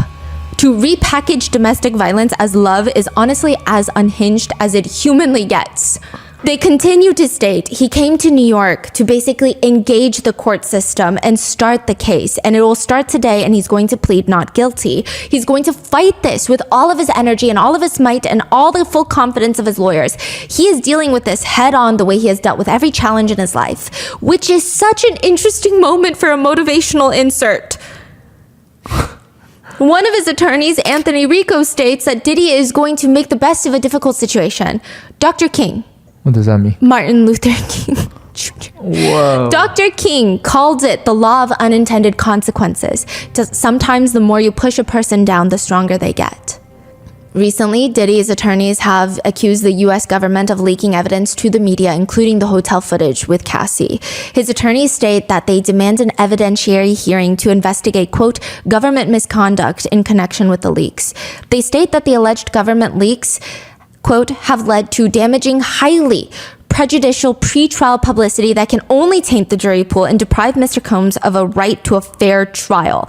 They state the hotel video is the most egregious example of the alleged misconduct by the government, stating one of a long and documented history of leaks and false statements made with one purpose: to savage Mr. Combs' reputation prior to trial. The leaks have resulted in damaging and highly prejudicial media coverage, particularly sensationalizing the investigation and involvement of Mr. Combs' family. Along with that, the attorneys have requested government agencies, including the Department of Homeland Security, the one that raided his homes, to reveal emails, documents, records related to the alleged leaks, place a gag order that bar government personnel from disclosing case evidence or investigative material or even making statements, really, prior to the upcoming trial. They are so scared. They're like, please don't say no more. Don't let them see anymore. Yeah. The prosecutors firmly deny such accusations, and a lot of people who have worked with the feds or have worked as a federal agent prior, they say the feds don't play with stuff like this. Like, the feds are the last people to leak stuff. I mean, maybe you could talk about your local sheriff's office. You could talk about state government. The feds do not play, because when the feds bring a case against someone, they're not jeopardizing anything. They're here to win. Like, these feds do not play. They're not going to do something like leak a video so that the whole trial can get thrown out. They're not dumb. I see. Is what a lot of people who have worked with the feds say. The prosecutors also firmly deny the accusation. They state the government was not in possession of the video before its publication by CNN. There is thus no factual basis for the defendant's claim that the government leaked the video to CNN, essentially arguing, how can you leak something that you don't have? On top of that, the prosecutors are, this is like a bit of an exaggeration, but they're like coming from the man who's doing a full interview with TMZ, because the defense attorneys are saying the prosecutors keep making statements to the public and it's not making our client look good. It's like interfering with his right to a fair trial. And the prosecutors are like, Mark, didn't you just do a full interview with TMZ? They argue he basically accused the government of running a racist prosecution, which, okay, Mark stated, I think these are the statements that the prosecutors are alluding to. He stated, we are disappointed with the decision to pursue what we believe is an unjust prosecution of Mr. Combs by the U.S. Attorney's Office. Sean Diddy Combs is a music icon, self-made entrepreneur, loving family man, and proven philanthropist who has spent the last 30 years building an empire, adoring his children, and working to uplift the Black community. To his credit, Mr. Combs has been nothing but cooperative with the investigation, and he voluntarily relocated to New York last week in anticipation of these charges. Please reserve your judgment. These are the acts of an innocent man with nothing to hide, and he looks for last vestige because Diddy's businesses are fine and he pays taxes. Yeah. So the prosecutors are like, you accused us of being racist. We didn't leak anything. So that is a crazy, like, I wonder if they didn't leak it, then who did? Yeah. And how much like pools and how many like powers or whatever is being, I don't know. It's really fascinating. Yeah, there's so much going on. Side note, it seems like there could be a lot of strategies at play for accusing the government of leaking the video. One, it could get thrown out as evidence in the trial. So the jury could potentially not be shown the footage of him beating Cassie. However, I feel like there's going to be lots of other evidence that they will be seeing. Two, the lawyers could argue that this compromised his right to a fair trial and alleged prosecutorial misconduct, which would be a violation of Diddy's rights, which could potentially help it with a change of venue to be outside of New York or other accommodations. Like they could call for an evidentiary hearing, which the judge may grant to the defense to investigate the alleged leak, which could delay the proceedings, but potentially it would reveal more information to the defense attorneys about what the prosecutors are building their case on. Because they get to get some privy information like emails and communications between the prosecutors. Or in extreme, highly unlikely in this case, it could lead to a dismissal of the charges entirely, which is very highly unlikely in this case. Or it could just be a public play. Accuse the government of leaks, just cast a shadow of doubt on the integrity of the government, on the integrity of the judicial system. Just plant a seed in people's minds. It could be any of those. Right. It appears a lot of things are going to come to light during the trial. For example, Howard University had awarded Diddy with an honorary degree in 2014. But with all the new allegations, they have unanimously voted to rescind the degree. So they're like, we take it back. They state Mr. Combs' behavior, as captured in a recently released video, is so fundamentally incompatible with Howard University's core values and beliefs that he is deemed no longer worthy to hold the institution's highest honor. What university? Howard. Which is actually where he went. Right. Yes, and what's so interesting is that Diddy did actually attend Howard, and in a Rolling Stone interview, they found a bunch of his former colleagues and peers, and they said that they could see his controlling and abusive side since way back when they were college kids. He was well known on campus before he was known as Diddy. They said that he was just the guy that threw insane college parties. He would drive a convertible around and pass out flyers to his parties. They were iconic. But some women at Howard knew to stay away from him. They would warn each other. One woman said Diddy would caress her back and kept asking her to meet his friends. Another woman essentially states, I didn't even go to his parties, but he tried to cut me in line in the cafeteria. And I said, that's not acceptable behavior. And he just, quote, flew off the handle. But the most alarming was a few interviewed said they were in the same class as Diddy and one of Diddy's girlfriends, and they just remember that he was pretty aggressive and violent with her. That they would see him beat his girlfriend. They allege that he would beat his girlfriend in college. They remember hearing him screaming outside the dorms in a, quote, belligerent manner. And once the dorm mates were told, Puff is out there crazy, he's just like beating his girlfriend. So if he was acting like that in college, in front of all of his college classmates, people say, I mean, he's a narcissist. He thinks he can explain. He actually wants a trial at this point. Another just writes, given his level of arrogance, he would probably enjoy a trial and watch everyone go down with him. I think he wants to see these victims cross-examined, especially Cassie, because it can be very traumatizing. But you say like the whole thing right now is gonna be private, right? The trial. The trial it's in federal court. So federal cases, they don't allow in cameras, and they allow in a very select group of press. And family and the public. So like you would have to either queue in line. Sometimes you would have to get press badges to get in. Like this one I think is going to be highly regulated. It's not going to be live streamed on, anywhere. Yeah. It's going to be a very, very intense trial. Federal prosecutors are known to be absolutely ruthless. Typically, I mean, take that as you will. And they've made statements that they might not even be done with Diddy on these charges alone.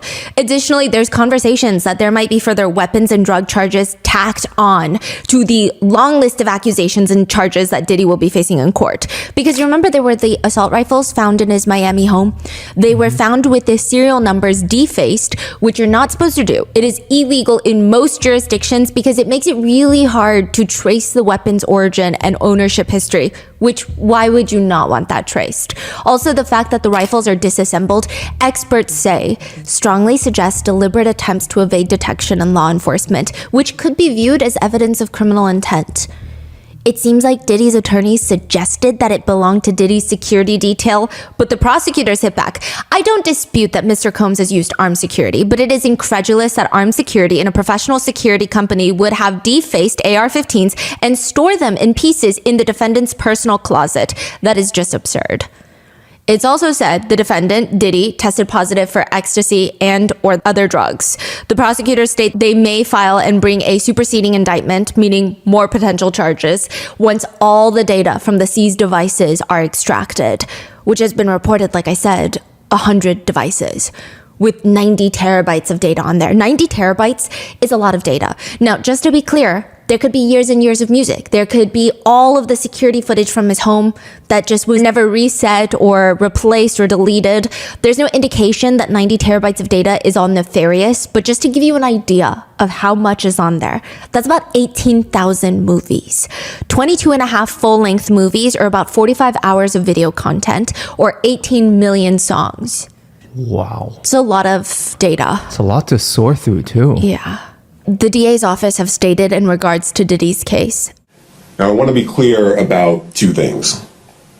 First, this office is determined to investigate and prosecute anyone who engages in sex trafficking, no matter how powerful or wealthy or famous you may be. No one should doubt our commitment on that. A year ago, Sean Combs stood in Times Square and was handed a key to New York City. Today, he's been indicted and will face justice in the Southern District of New York. Second, we are not done. This investigation is ongoing, and I encourage anyone with information about this case to come forward and to do it quickly. And I would not doubt them. This is the Southern District of New York. They are widely regarded as one of the most aggressive federal prosecutors' offices in the entire nation. All the attorneys in that office are typically highly respected in the legal community. I don't know about loved, but highly respected, highly feared. They're known to be winners. They don't come to play. Yeah.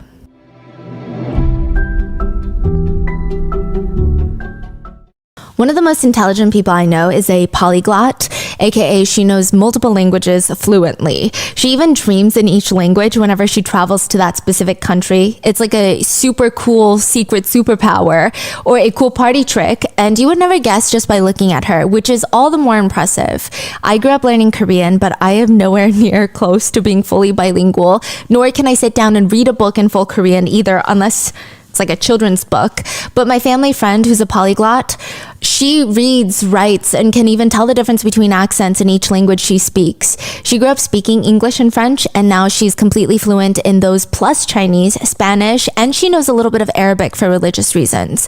So with Rosetta Stone, you can become bilingual, trilingual, or even 25 lingual because Rosetta Stone offers 25 different language learning programs. Rosetta Stone is the most trusted language learning program available on desktop or an app in case you're actively traveling around that country. The app is the way to go, and it truly immerses you in that language that you want to learn. If you're looking to brush up on a childhood language like me with Korean, or starting from scratch like I am with Chinese, or looking to advance your vocabulary and more, Rosetta Stone is the most affordable, best option for long-term retention and fast language acquisition. One of the only ways my family friend is able to stay fluent in all 4 languages is because she has the ability to travel to each country for work. However, that's definitely not the majority of us, and take it from her, Rosetta Stone is the best alternative option. The programs immerse you in so many ways, and even if you can't travel or converse with native speakers in person, Rosetta Stone has built-in true accent feature that gives you feedback on your pronunciation, like a personal trainer for your specific accent. And remember how I said that with Rosetta Stone you can be bilingual, trilingual, even 25 lingual? Well, now with Rosetta Stone's lifetime membership, you get access to all 25 language courses for the rest of your life. Spanish, French, Italian, German, Korean, Chinese, Dutch, Arabic, Polish, and so on. Don't put off learning that language. There is no better time than right now to get started. Rotten Mango listeners can get Rosetta Stone's lifetime membership for 50% off. Visit rosettastone.com/rotten. That's 50% off unlimited access to 25 language courses for the rest of your life. Redeem your 50% off at rosettastone.com/rotten today.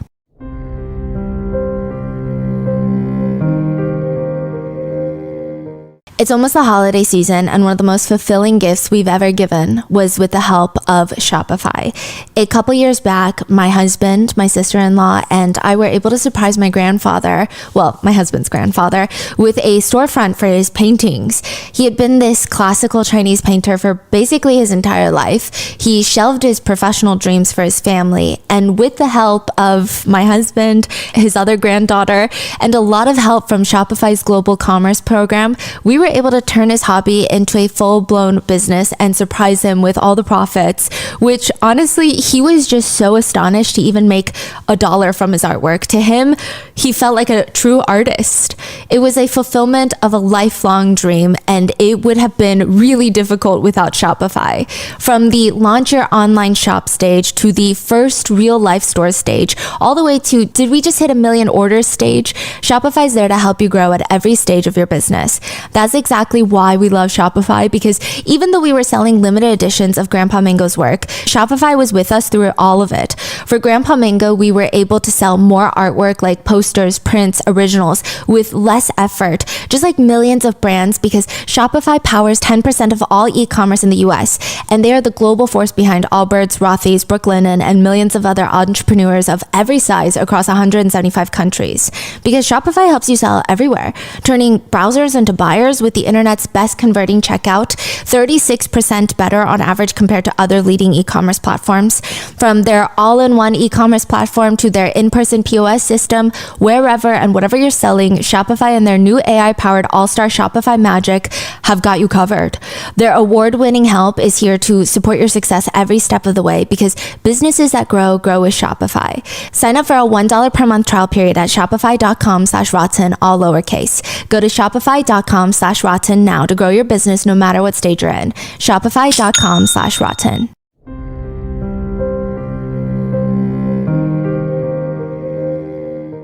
There are a lot of conspiracies surrounding the Diddy case, though. The 4 main ones, well, I want to say like the 3 main ones circulating being, in this supposed mugshot, his mole is gone.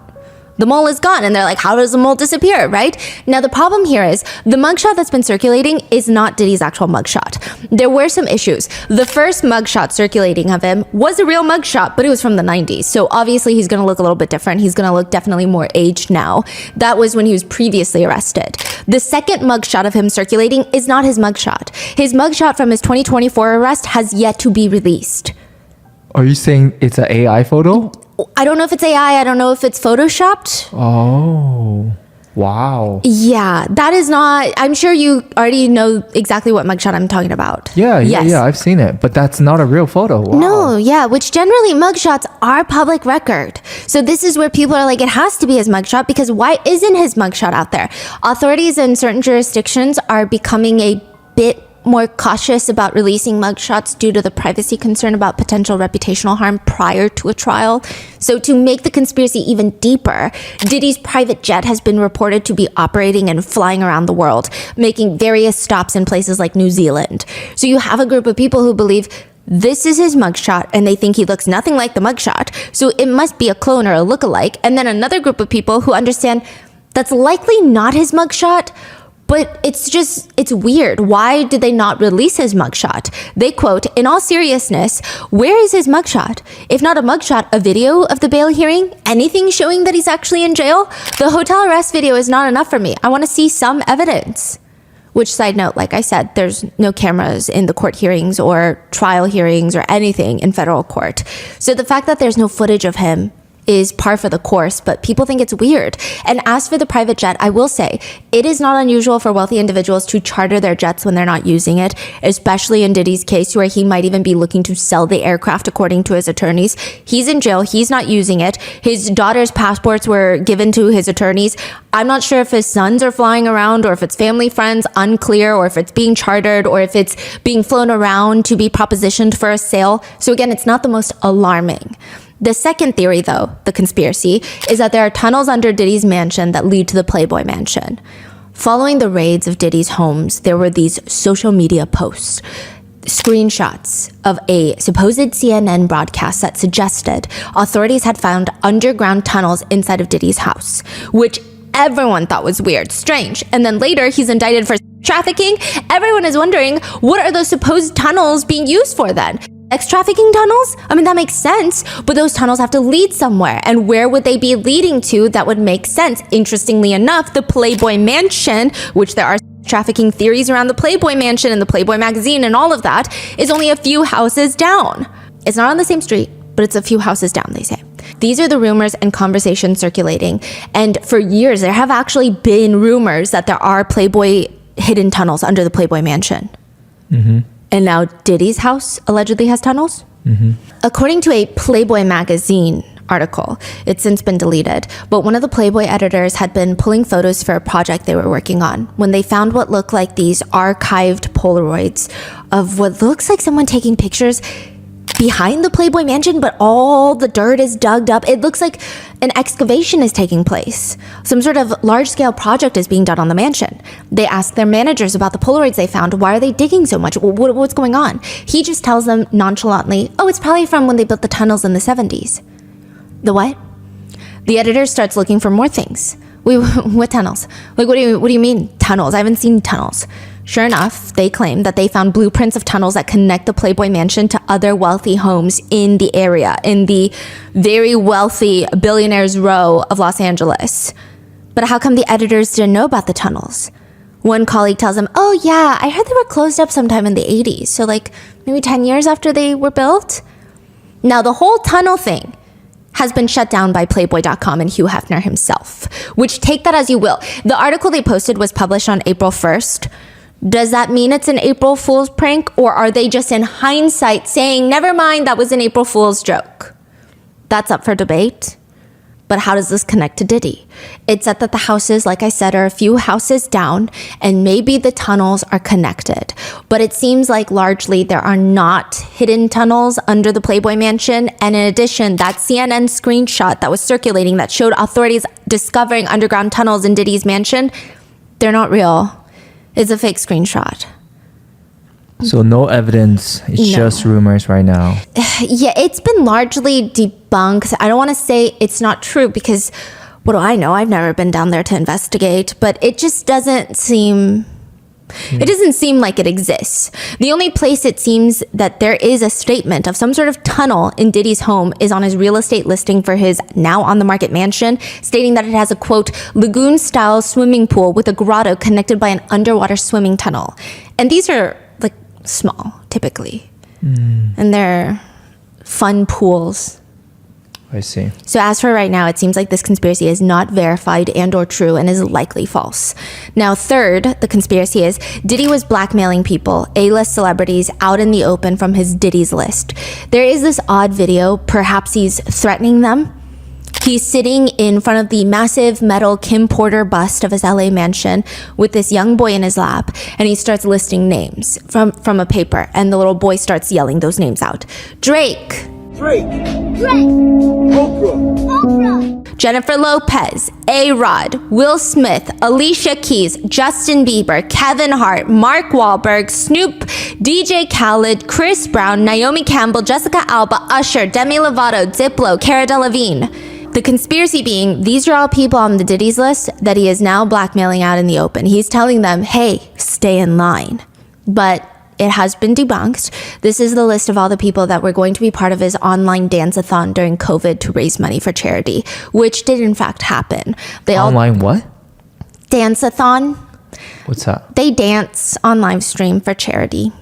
Oh. And they all got on camera and danced on live stream with Diddy. So they were like live streaming with him. So they didn't go to his house or anything. Right, okay. Yeah, so because quarantine. Regardless, people are heavily spreading and side-eyeing this video and the list of names. Now, I do want to mention before we head into the so-called Diddy's list, even the term Diddy's list has been penned by social media users. There is no official list, at least none that we know of and that authorities have released. Some people have taken to creating their own versions of lists on social media, and some of them just about include everyone in Hollywood that has ever been to any single party or function that Diddy was at, which is quite a lot of functions. I think Diddy was an unavoidable connection in the industry. People wanted to be around him. They wanted to party with him. But if he was a serial abuser, like the claims allege, it's still very unlikely that all of Hollywood knew about it. I think that a lot of people probably did. To what degree, I don't know.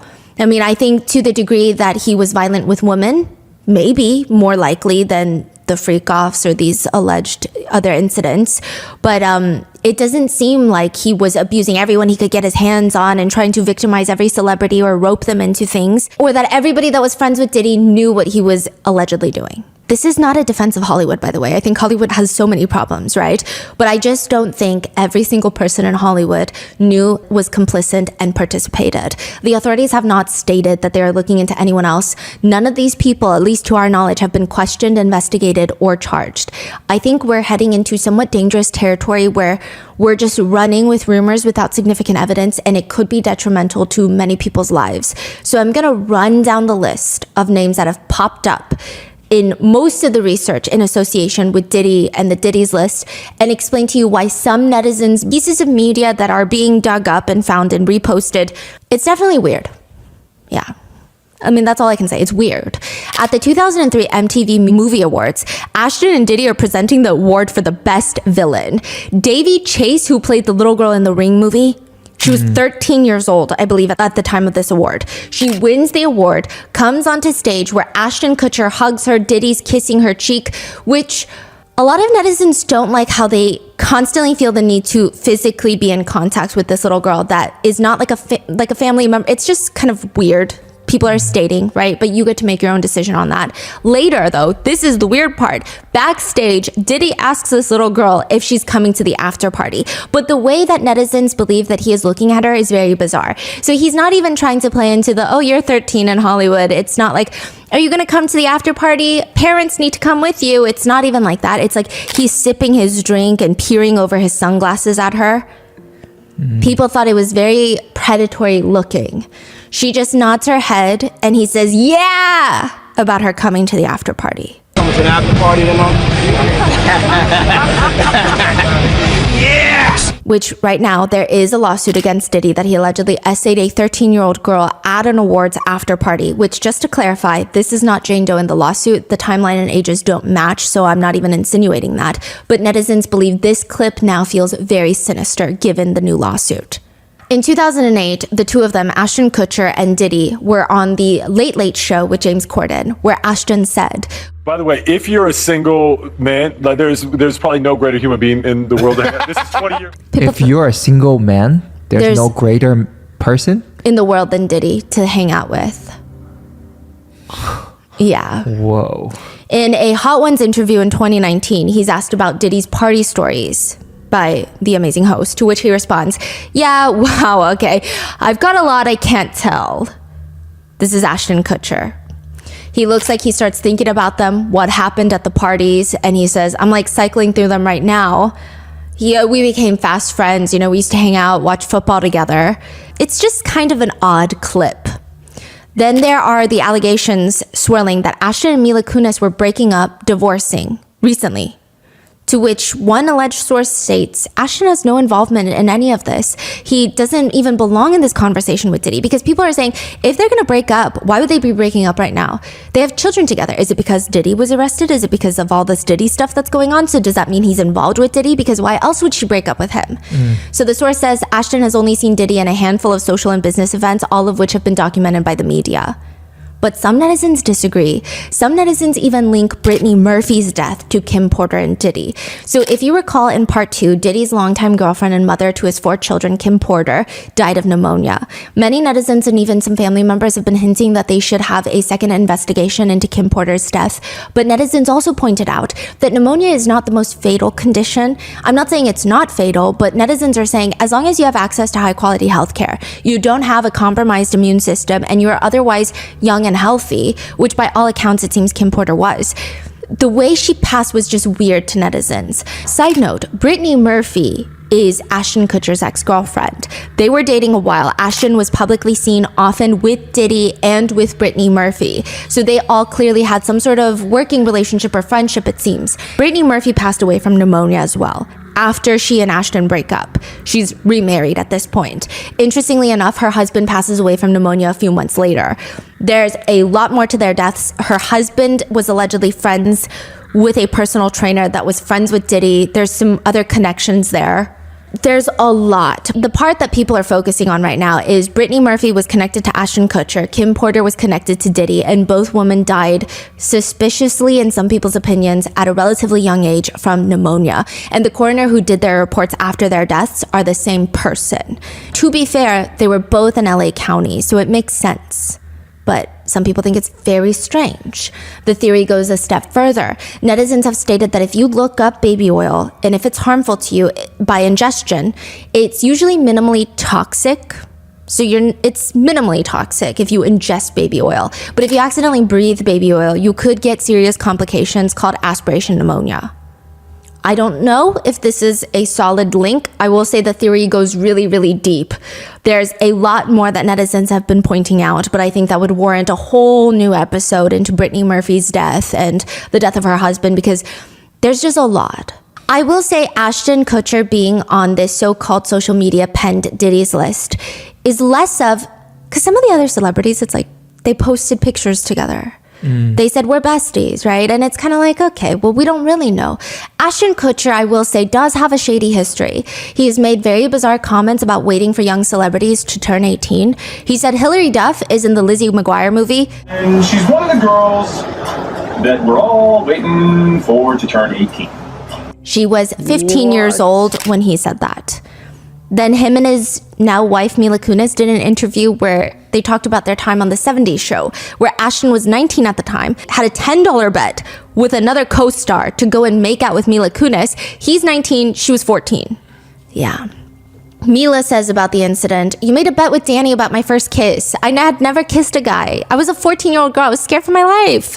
Which, side note, Danny that they're referring to is a man named Danny Masterson. He was an actor that was accused and convicted of raping 2 women in his Hollywood Hills home. He was sentenced to 30 years to life in prison. It's stated that he drugged and violently essayed his victims. Which, the part that's alarming is Ashton and Mila Kunis wrote character letters supporting him prior to the sentencing.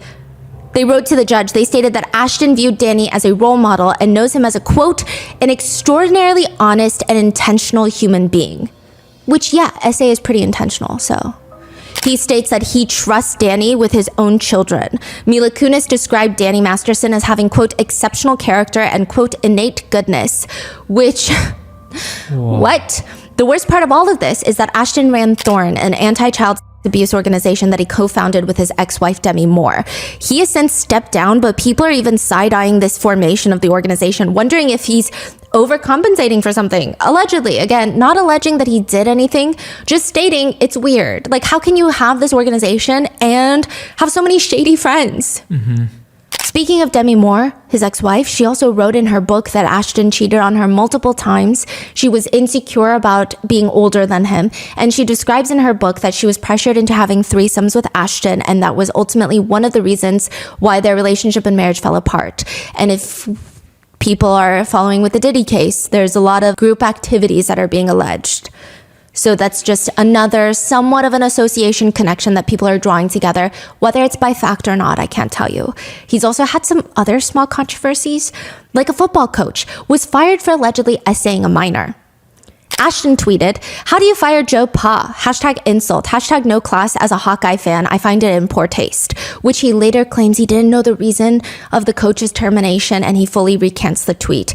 But people just think it's a lot of similarly related controversies that he's been embroiled in.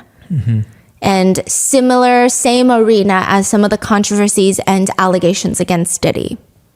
After Diddy's arrest and netizens linking them to Diddy, there are brief rumors that Ashton and Mila are on the brink of splitting up, but like I said, it was shut down as absolutely false and ridiculous by a close source to the couple. But there are rumors now going around that Ashton and Mila are, quote, done with Hollywood and have considered moving to Europe. It's claimed that they took the kids to Europe over the summer and they felt it was so much more normal than Hollywood. A source told In Touch, Ashton's so exasperated that once again, he's being dragged through the mud because of his past associations. First, it was Danny Masterson and now it's Diddy, and it's got him convinced that there's way better places out there to live than Hollywood. In his view, this town is just a cesspool at this point. Which, side note, this move is not confirmed, and I do want to clarify, it does not appear like they're running or hiding from authorities. There's no open investigation into them. The feds don't seem interested in them at all, at least as of right now. It just seems like they're, quote, over Hollywood. However, netizens are having a field day with that statement, writing, they make it sound like Hollywood set them up. They chose to write letters defending and supporting a rapist. One comment reads, had it with Hollywood? More like, had it with the consequences of Hollywood. Babes, you are the problem that you speak of. You brought every ounce of this on your own heads. Kutcher's monstrous friends tell you all you need to know about him as a person. He seems so involved in these circles. Another comment just reads, dude is consistent. Another reads, Danny Masterson and now Sean Combs. Ashton definitely knows something. That's why he's moving to Europe. His work with an organization to combat child trafficking seems incredibly suspect as well now.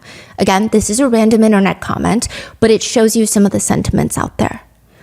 Another one also reads, isn't he supposed to be fighting trafficking? I'm not gonna lie, it makes my skin crawl thinking of how perfect of a cover that is.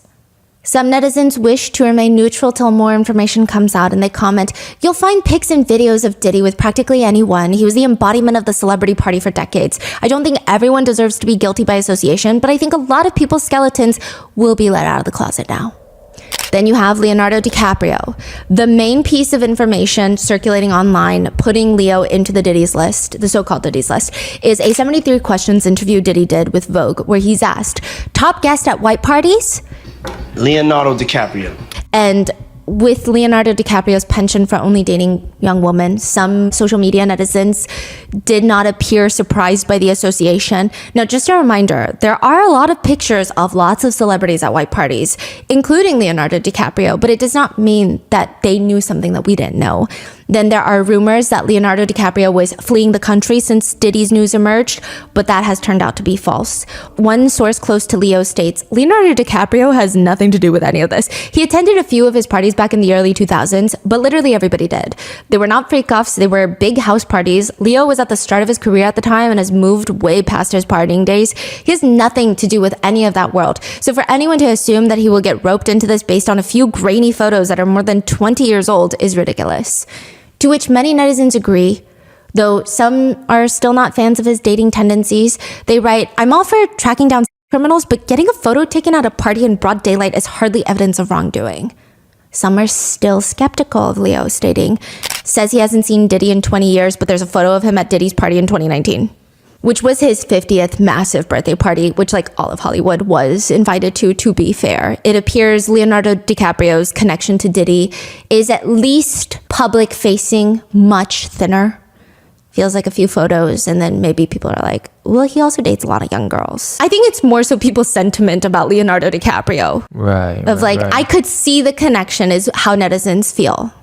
But I couldn't find a lot of concrete, pieces of media connecting them. Then there's Kevin Hart. There are videos of Kevin Hart hosting parties for Diddy. One viral clip, there's a girl in a bathtub and she's clothed, like she has a bikini. And in the bathtub, her hair catches on fire on one of the nearby candles, which I think people were upset about. Because regardless of Kevin Hart's supposed friendship with Diddy, they write, notice how a woman's hair is literally on fire, and instead of helping her, Kevin Hart moves away and asks if the camera caught that. What a moment to show blatant disregard for the lives and safety of individuals there. Wait. This is, what kind of context is the video? Oh, he's just like, oh my God, we're at this crazy party at this house. And then her hair catches on fire on one of the candles. And he gets up and everyone just like runs away from her, does not help her. And he asks the camera if you caught that, her hair catching on fire. So this is crazy. This was brought up because of the association between Kevin Hart and Diddy. But then now the further conversation, the deeper conversation netizens are having is, look at the blatant disregard for a woman's safety. On top of the association with Diddy, a lot of netizens don't like it. They're not accusing him. They just don't like it. And we cannot like stuff. In another clip of a party, Diddy is standing there with Usher and Kevin Hart. This clip has gone viral. Diddy has his arm around Usher and talks about, quote, back in the day when he was like 10 and I was a little bit older, when Usher was like 10 and I was a little bit older, I was his older brother. We used to fight over the Frosted Flakes. We used to actually wrestle for the Frosted Flakes. Yo, what the f*** did Puff just say? Nobody's going to acknowledge this with me. And we're streaming live. That was stupid. Diddy is talking about this. Yeah, and Kevin Hart is seen laughing and runs up to the camera and says, what the f*** did Puff just say? Which this clip has gone viral for anything Diddy has said that is weird. What the f*** did Puff just say? That was stupid. What the f*** did he just say? Kevin Hart was tracked by paparazzi after the allegations have started coming to light against Diddy. He was asked if he saw baby oil at Diddy's parties when he hosted them, and he responds to the paparazzi, when I hosted for Diddy? You asking the wrong person the wrong question, man. That's not a good question. They continue to ask, do you think he's safe in jail? He responds again, wrong person, wrong question. One comment reads, first time Kevin hasn't actually said anything. Usually he's so talkative. Another comment reads, why the f*** would he be talkative now though? Like, use your brain. What the f*** you want him to say? Y'all are weird. So some are defending him, some think it's weird. Then there's Paris Hilton. She was spotted at many a Diddy parties, and with the lawsuits alleging that Marriott was named in one of the lawsuits, there are some people drawing this connection between Paris Hilton, the Hilton hotels, to Diddy and trafficking, because of course hotels are always at the center of trafficking claims. To be fair with this association, I do think Paris Hilton, I don't know about the Hilton hotel business. I don't know what they have been accused of wrongdoing in the past or not. To be fair, I think Paris Hilton was at all the parties back then. I think it would be harder to find an A-list star-studded party in which she was not in attendance. Many netizens' comments read, not everyone who attended his parties attended his freak-offs. Another reads, I think there's levels to this. There are people who knew about everything going on at these parties, and there are people that would just show up to the parties. It was probably just a wild party back then. And so in these interviews, when you see people being like, oh, Diddy throws the wildest parties, they're probably not referring to freak-offs. They're probably just saying, oh, there was like synchronized swimmers. Then there's Naomi Campbell, who was rumored to be on the Epstein flight logs as well. She was rumored to have potentially been dating Diddy in 2001. They did a photo shoot together, but she shut it down, stating they're more like family. In 2018, Naomi has said about Diddy, I love his company, I love his demeanor, I love his love towards me, and I love our friendship. He's very private, but people who know him know he's loyal. He's been loyal to me for so many years. We've known each other for 20-something years and have been consistently the same. We really do have a brother-sister relationship, and I adore him. She actually threw him a big birthday party for his 54th birthday just 1 week before Cassie filed her lawsuit. And after Cassie filed her lawsuit, she deleted all posts of her and Diddy and has remained silent on the issue since then. Some netizens write, she's an iconic model, but she's always been a horrible person. This is an opinion. She has multiple assault charges over the years for attacking her staff, which there does seem to be a whole thing with that. And another writes, she's beautiful, but she's always been a huge red flag. She stole from a poverty relief foundation by spending it on luxury hotel rooms and spa treatments. Just how low can one go? Which she has denied that she intentionally stole from a charity or used charity funds, but she has been barred from being on any sort of charity board or organization for a number of years in the United Kingdom, because it is said that some of the charity, only 8% of the charity was being used for charity work. And a lot of the donations were somehow traced back to luxury hotel spa treatments. So people are saying, I'm not surprised, because I personally, not me, Stephanie, but netizen, think she's not a good person. Which many netizens have supported their opinions by drawing connections, whether, again, it's rooted in fact or not, I wouldn't know, but her alleged close relationship with Jeffrey Epstein as well. Naomi Campbell has since denied that association. She said she has never even been alone with Jeffrey Epstein. She only knew him through her then boyfriend at the time. But people are very, very skeptical. Others have come to her defense. Some comments read, are we seriously going to indict everyone who's photographed with him and all of his friends? Then there's Prince William and Prince Harry. Diddy has stated multiple times that he's wanted to invite them to parties. Some sources have alleged that he had this weird fascination with wanting to be close with them. His former publicist alleges that Diddy saw himself as a king, so he wanted to have the princes in his entourage, like little playthings on his side. He wanted to get close to the royals. Some netizens think, what better blackmail than blackmail on royals? So that's probably his train of thought, is what netizens think. Is a theory. Regardless, the two brothers never accepted a party invitation from Diddy. That was what was said until the internet dug up these photos of them. Now, it made them look guilty, but they're not actually partying with Diddy. These were taken from a 2007 concert for Diana, where the princes invited a ton of artists to perform in honor for their late mother. Diddy performed I'll Be Missing You as part of the tribute. So it's not like they went to Diddy's white parties, and it's alleged that Diddy constantly invited them. But again, he even allegedly offered to pay for their travel, stay, security expenses for the princes to come hang out with them. And they have consistently declined the invitations. One netizen comments, no way all of them knew. You guys are all too simplistic. You see them in a video together and you're ready to sentence people to death. Then there's Mary J. Blige, the queen of R&B. The two of them have known each other since the 90s. She was signed at Uptown Records when Diddy started working there before starting Bad Boy Records. She cryptically took to Instagram to write, this is after Diddy's homes were arrested. Unfortunately, a lot of you all met me when I lacked boundaries and I was a people pleaser. Let me reintroduce myself. I burn bridges as needed. Which felt like a statement against Diddy, but I don't know. But she has been spotted at many of his parties, and some netizens believe that she appears to be under the influence of substances at these parties. She said, I burn bridges as needed? Yes. What does that mean? I don't know. Some netizens have taken it as far to say she's working with the feds because she's known him for so long. But that is a crazy allegation to make that I'm not making, but I'm just saying. Then Ellen DeGeneres, who is, like I said, very flawed, very controversial in her own right. But in this case, netizens allege she was way too close with Diddy. She had tweeted previously, happy birthday, P. Diddy, Puff Daddy, Sean Combs, or as I call him, Cuddle McSnuggle stuff. And you really don't need to know why.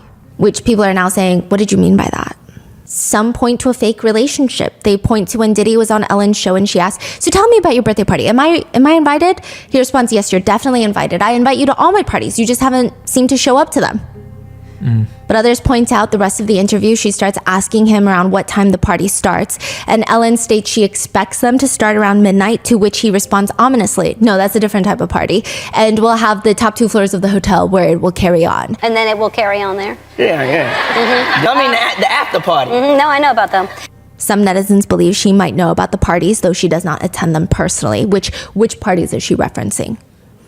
Then we have Meek Mill. Meek Mill has been named in the so-called Diddy list. Social media has focused on these few points. 1, Meek Mill has always seemingly been close friends with Diddy. And Gina, Diddy's ex-girlfriend, remember in the podcast, she stated that she was beaten by Diddy after a Meek Mill birthday party because she reached over and shook Meek Mill's hand. Yes. So it does seem like they are close friends. That's not me saying that Meek Mill had seen the violent behavior. She never alleged that. but I'm just saying. Now, it does seem like they are close friends. And 2, there are photos of them in matching outfits at a party. Could be a coincidence, could be besties. 3, there is a video of Meek Mill floating around in Diddy's pool sunbathing, and Diddy is recording him saying, "Damn, you doing it, man. You deserve it, daddy. You putting in that work. Proud of you. I love you." Man, you doing it, man. You deserve it, daddy. You putting in that work. Proud of you. I love you. Wait, what's going on? Meek Mill is swimming? Yeah, and Diddy's all like, "Proud of you, daddy." And he's recording him? Yeah, and so I guess with the questions of Diddy's sexuality and Diddy calling Meek Mill daddy, and they have that close friendship, people think perhaps there's more. And lastly, there is a rumored audio clip going around claiming to be Meek Mill and Diddy engaging in sexual activities.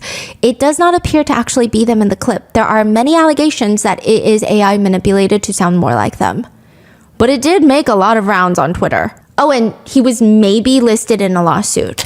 Lil Rod, the producer, in his lawsuit against Diddy, alleges that Diddy had a physical relationship with, quote, a Philadelphia rapper who dated Nicki Minaj.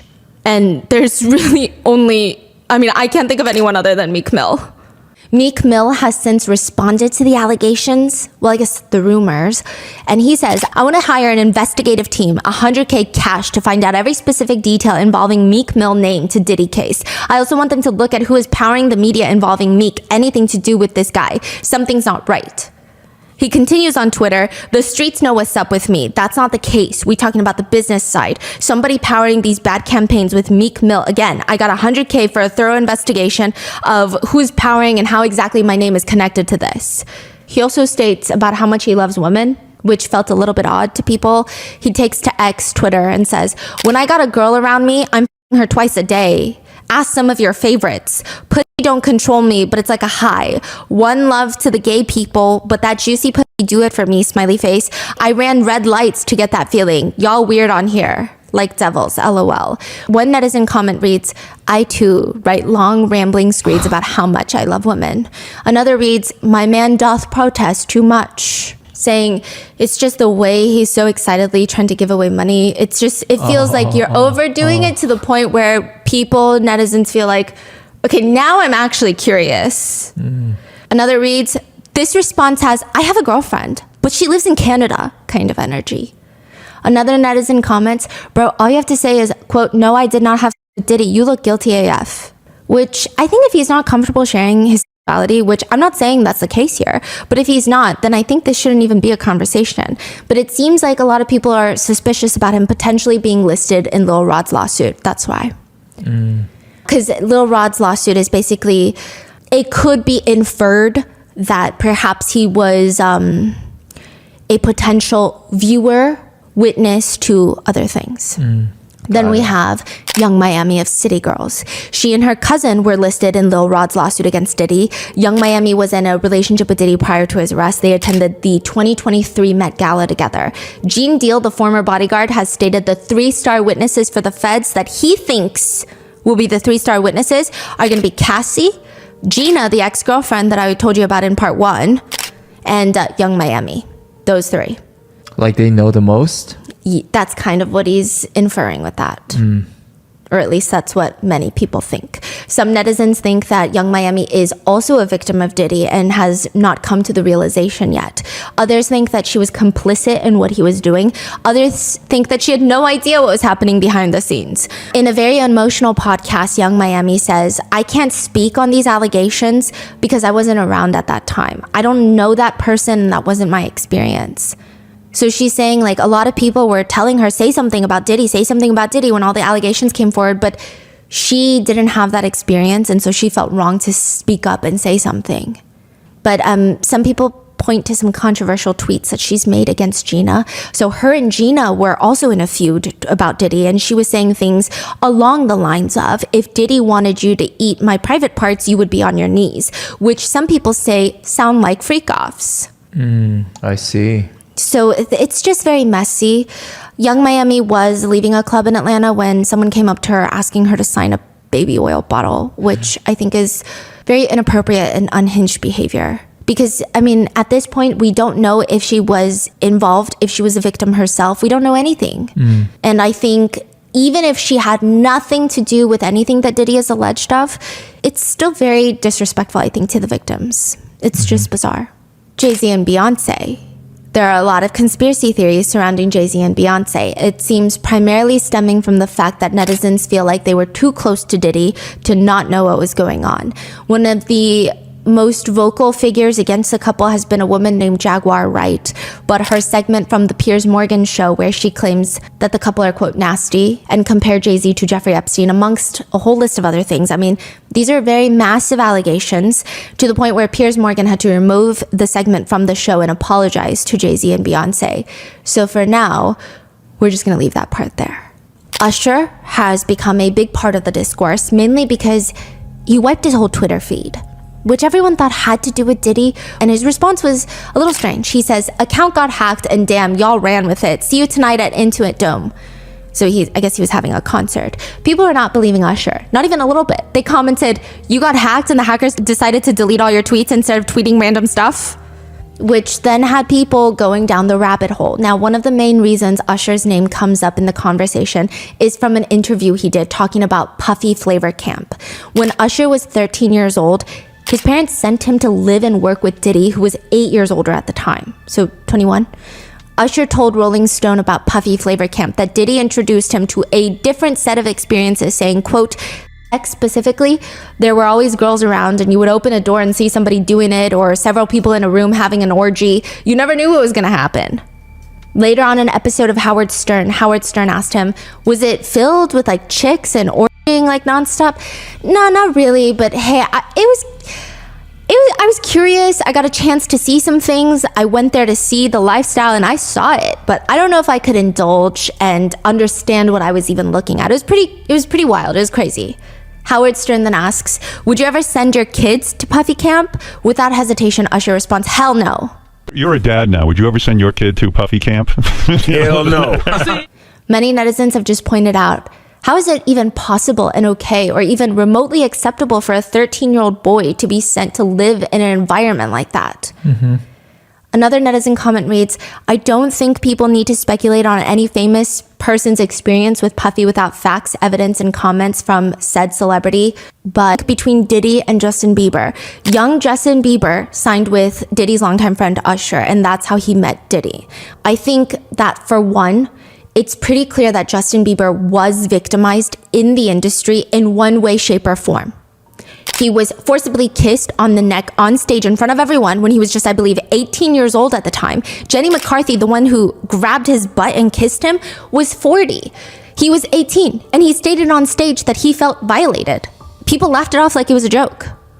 He was 15, being interviewed and asked if he's already had the sex talk, to which he stated, I feel really uncomfortable right now. Why do you want to know if a 15-year-old had the sex talk? Like, why do you want to have a sex talk with a 15-year-old boy? Mm-hmm. He also stated in regards to Billie Eilish that he just wants to protect her. He doesn't want her to go through what he went through in the industry. He wouldn't wish that upon anybody.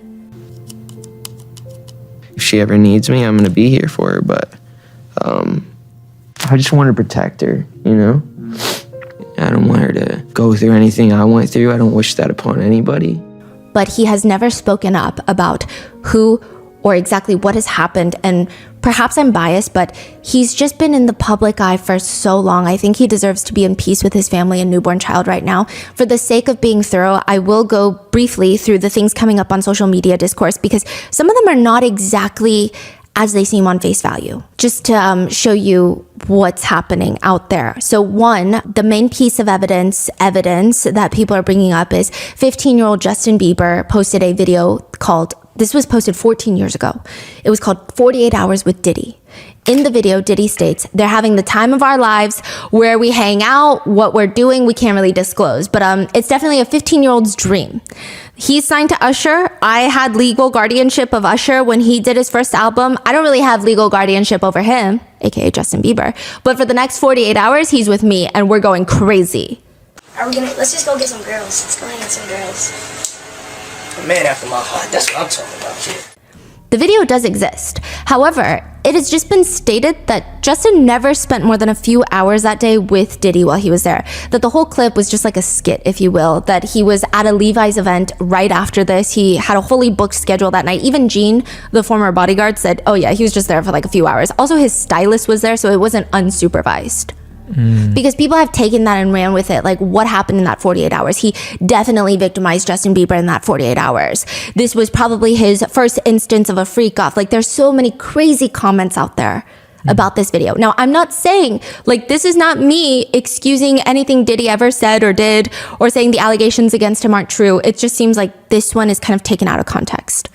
One comment reads, you guys need to stop claiming Justin is a victim of Diddy with no solid proof at all. There are real life victims who have come forward. Tweet about their story for awareness and stop using Justin's name for likes and no proof of what you're saying. 2, there's a clip of Diddy and Justin on Jimmy Kimmel Live where they talk about hanging out, where Diddy warns Justin. Now, Justin knows better than to be talking about the things that he does with Big Brother Puff on national television. Everything ain't for everybody. I will say it is a weird statement.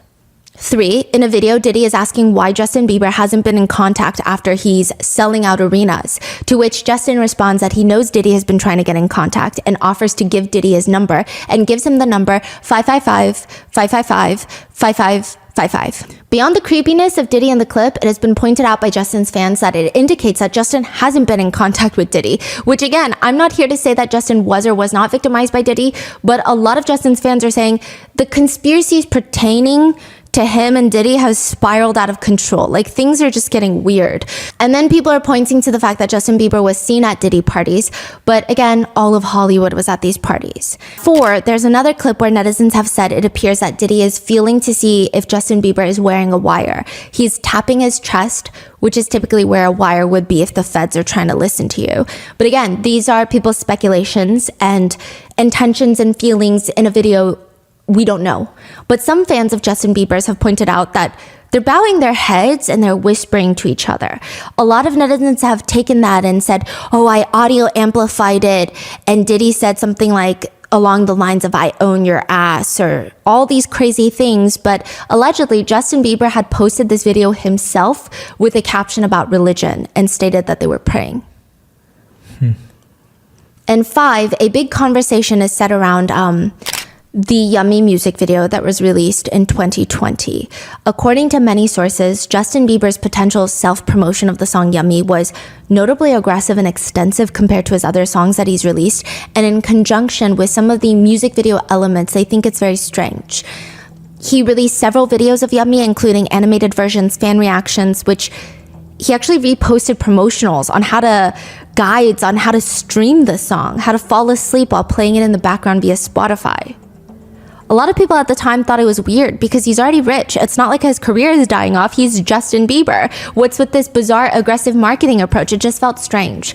But probably the most notable part of the promotion of the song Yummy was he posted on Instagram a collage of babies and just wrote #Yummy as a caption, which everybody has a strong response to 5 years ago. The nicer comments read, looks like he's trying to promote his new song Yummy in an odd way, probably not realizing how the song title would look under pictures of babies. Others said he and his marketing team probably knows how it looks, which is why they did it, so people would start talking about it. Others commented at the time, he's posting pics of random babies and hashtagging it #Yummy. It's gross. Am I too sensitive? That's gross, right? The song is literally about sex. Which, side note, when the song came out, a lot of these news publications have stated that it was written about his wife, Hailey Bieber, and allegedly Justin Bieber stated that himself. When the music video was first released, from what I can tell and remember, there were a small group of people, Justin's fans, primarily, who believed there was a way deeper message in the video, even in 2020 when it came out. So for a few reasons, the video premise they thought was odd. It did not feel like an ode to his wife. And 2, there were clips of Justin Bieber breaking down on the set of filming Yummy. He was allegedly having anxiety attacks during the filming of it. He stated that he was, quote, in his head a lot during the filming and was just having an off day, which then led to people pulling it apart. They believe there's Easter eggs in the video. And I'm not saying these are not Easter eggs that mean something deeper. I'm not saying they are. I'm telling you this is the internet discourse.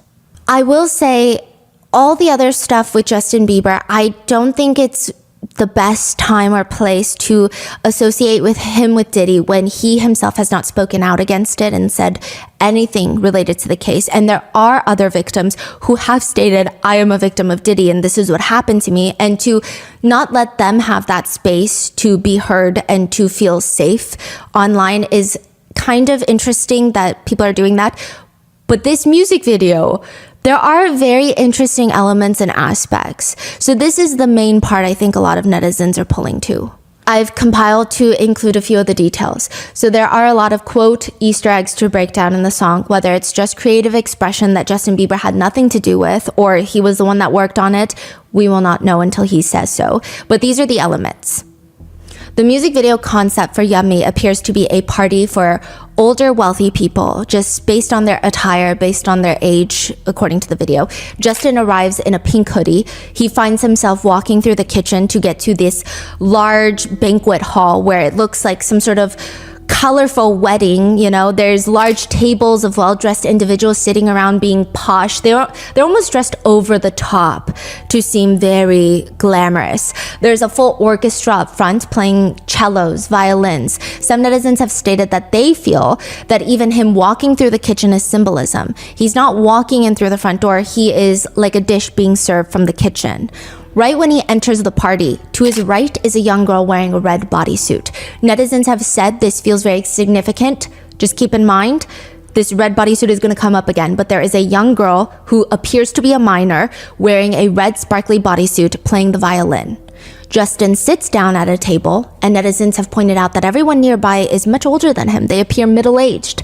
Everybody's already eating. He gets served this very interesting dish, which people have really dissected. It's a few pieces of bread with a cherry on top, and then another bread propped up against the other slices, so it looks almost like a shield for the cherry. For the first bit, it appears Justin Bieber is to a degree enjoying himself. Other netizens have pointed out there seems to be a point made with he keeps doing cheers and lifting up a tall glass of water with a lemon wedge in there. Like when he has that pile of bread in front of him, he toasts with the glass of water, and netizens state that the whole party atmosphere shifts when the food gets served, and it's all this unappetizing food. It's really gross looking food. You know those weird Jell-O cakes with vegetables? Looks like Jell-O mounds with just peas, green peas inside. There's rings of uncooked, like barely cooked, unseasoned shrimps around it, uncooked anchovy shrimps on top. It's nothing you would enjoy eating. But everyone at the table is served this disgusting food, and the only thing sitting in front of Justin Bieber now is not the food, is just a glass of pink liquid. So now people are connecting the drugging that was done at parties, or the alleged drugging that was done at parties, to this music video. Again, I don't know if this is a warranted connection. I'm just telling you, these are what netizens are pointing out. The others on the table have different glasses of martinis. So all these middle-aged people that are enjoying this unappetizing food, they have martini glasses, wine glasses. But another young man, also dressed in pink, does not appear to be a minor, but young, seems to be miserable as well, and there he has a glass of pink liquid next to the food that he's picking at. Now, side note, there's peas everywhere. There's a strong presence of green peas in the video. A lot of people think it could either mean P for pedophiles or P for P. Diddy. I don't know. I'm just telling you what's out there. Justin's sandwich is turned around to expose the cherry now, but people say it appears to be rotten now. The women eventually, in the middle of the music video, women start coming out from under the table, and they're all younger women now, and they're all dressed in elements of white, which people have pointed out. The music video then switches the lighting from the overhead lighting, if you will, to the black light. So it almost feels like the party is starting. And what goes from regular lighting, everybody's wearing these bright colors, black light turns on, and the white becomes sharper, and people think it looks like a white party because everything looked kind of white in black light.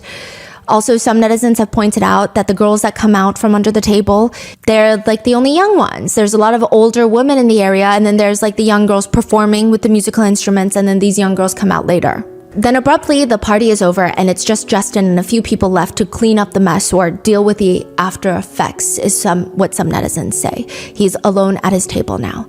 There is a red sparkly suit draped over the chair next to him, and that was the outfit the young girl in the beginning had likely been wearing.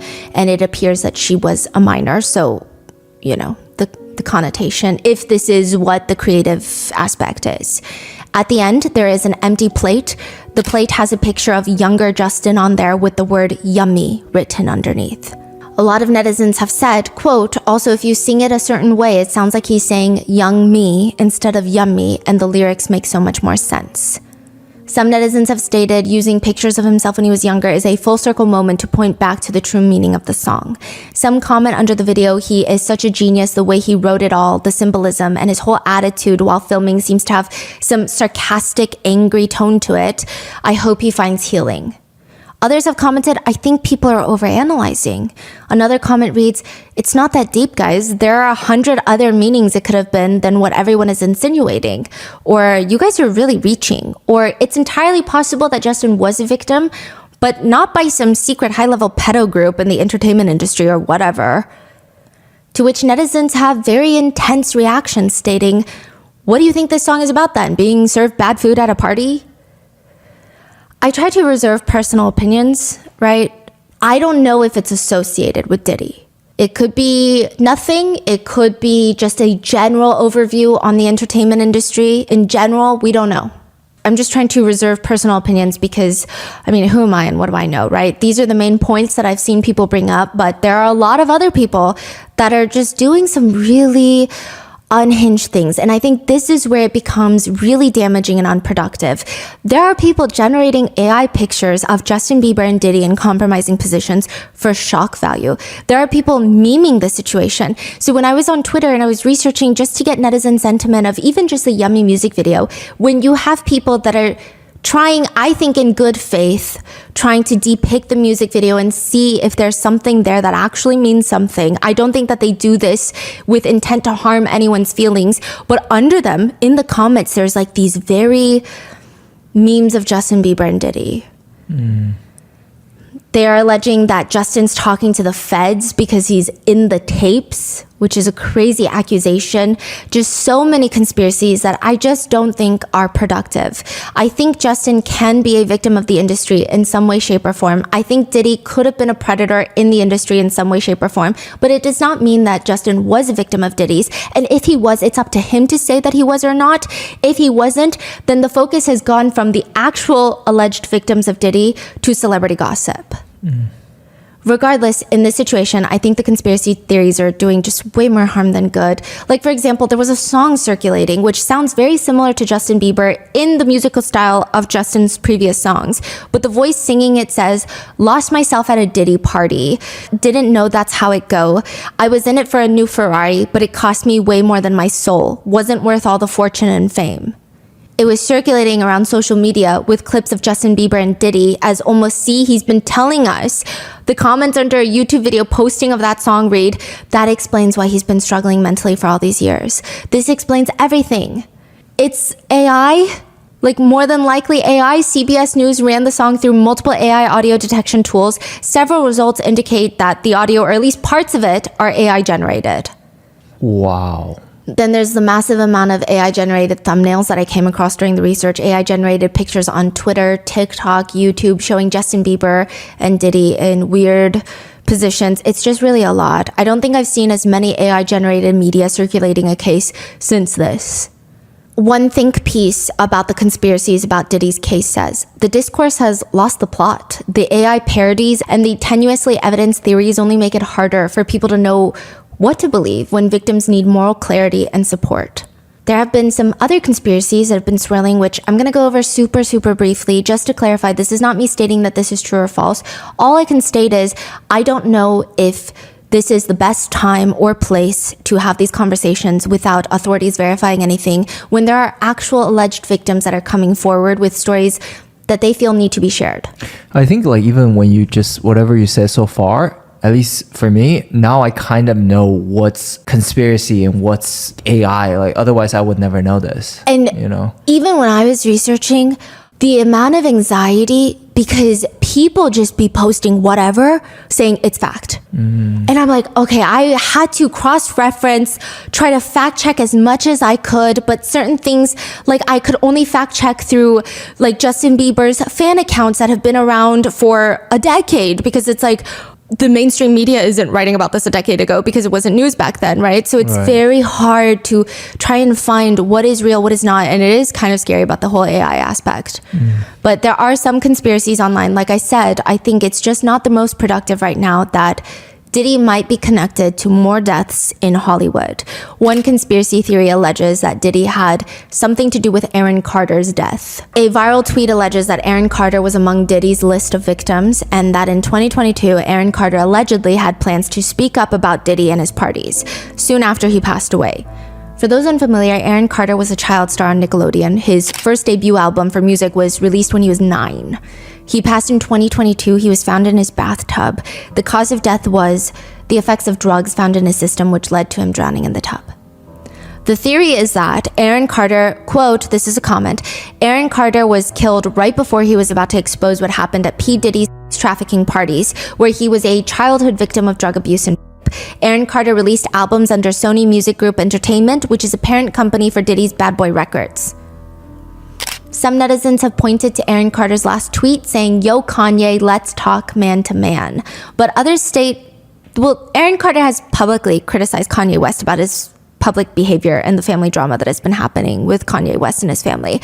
One netizen comment reads, "There's a lot of conspiracy bullshit on X and TikTok. Don't believe everything you hear. Aaron had his own demons. I don't think he was ever part of the Diddy clique, but people seemingly now want to include every celebrity that ever took a picture with Diddy, which is just dumb." And then there's, of course, other allegations that he was involved in other celebrities, passings, recent, past, present. It's a lot. I think that some netizens feel very frustrated because it feels like the victims who have actually, the alleged victims that have actually filed lawsuits against Diddy, and these lawsuits, many of them are publicly available online, it feels like their stories don't deserve to be heard and don't deserve attention because these celebrity conspiracies are more interesting. We have covered most of those lawsuits throughout the span of these 4 episodes. So now let's cover the artists that do not like working with Diddy, allegedly. Dawn Richards, who is also suing Diddy, she's more part of the work aspect. A lot of her lawsuit is detailing the work relationship that they had and the alleged unpaid wages, unfair treatment. So let's cover all of those next because I think a lot of the actual allegations have been covered. Drake is somebody that has a long history with Diddy. Drake posted a scene from a movie, The Big Short, where Ryan Gosling's character says, "I never hung out with these idiots after work. Ever. I had fashion friends." Many netizens believe that's him saying that maybe he hung out with Diddy at work, but he never hung out with him after work. Because technically they have bumped into each other a lot at the same events, rubbing shoulders, but it does not appear that they are close. Which, interestingly enough, it seems like Diddy and Drake actually never liked each other. In 2018, they allegedly got into a fight outside of the Live nightclub in Miami Beach.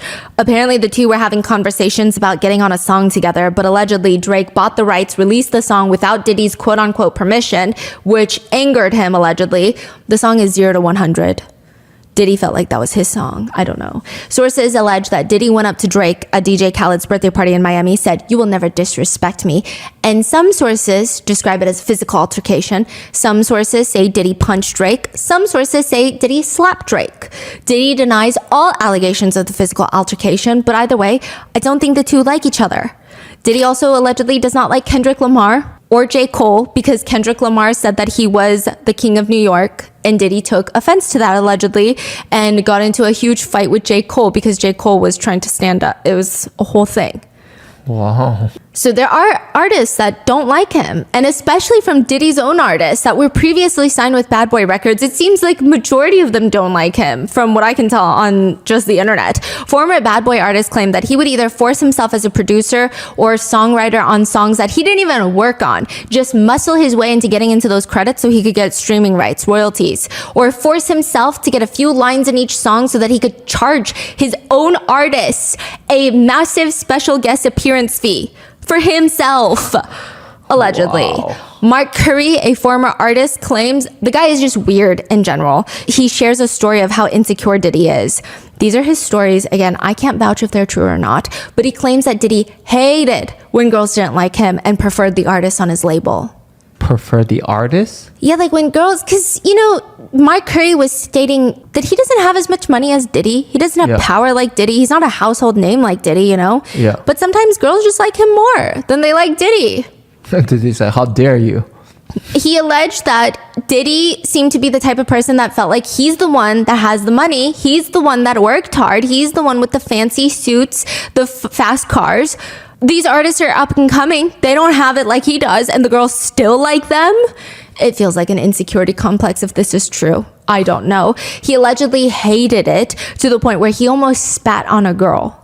Allegedly, a girl liked Mark Curry over him, to which the girl allegedly responded, wait, Diddy, calm down, I have a twin sister. But honestly, she won't like you either. Whoa. And Mark Curry said that is when he got really, really mad, and he thought something was going to go down. So he took that girl out of the situation, was like, we gotta go, let's go. Again, I don't know if this is true, but it's very, very weird. Diddy even responded to the artists who hate him on The Breakfast Club. He says, there has been negative propaganda put out about me. It's just really strained and tried to stain my legacy. My name is Diddy Sean Combs. I never took nothing from nobody a day in my life. All I've ever given is opportunity and more money than a person was making. One netizen comment reads, when every artist on the Bad Boy label is left broke or owing money while the label made millions, it's hard to believe that they're all lying on Diddy.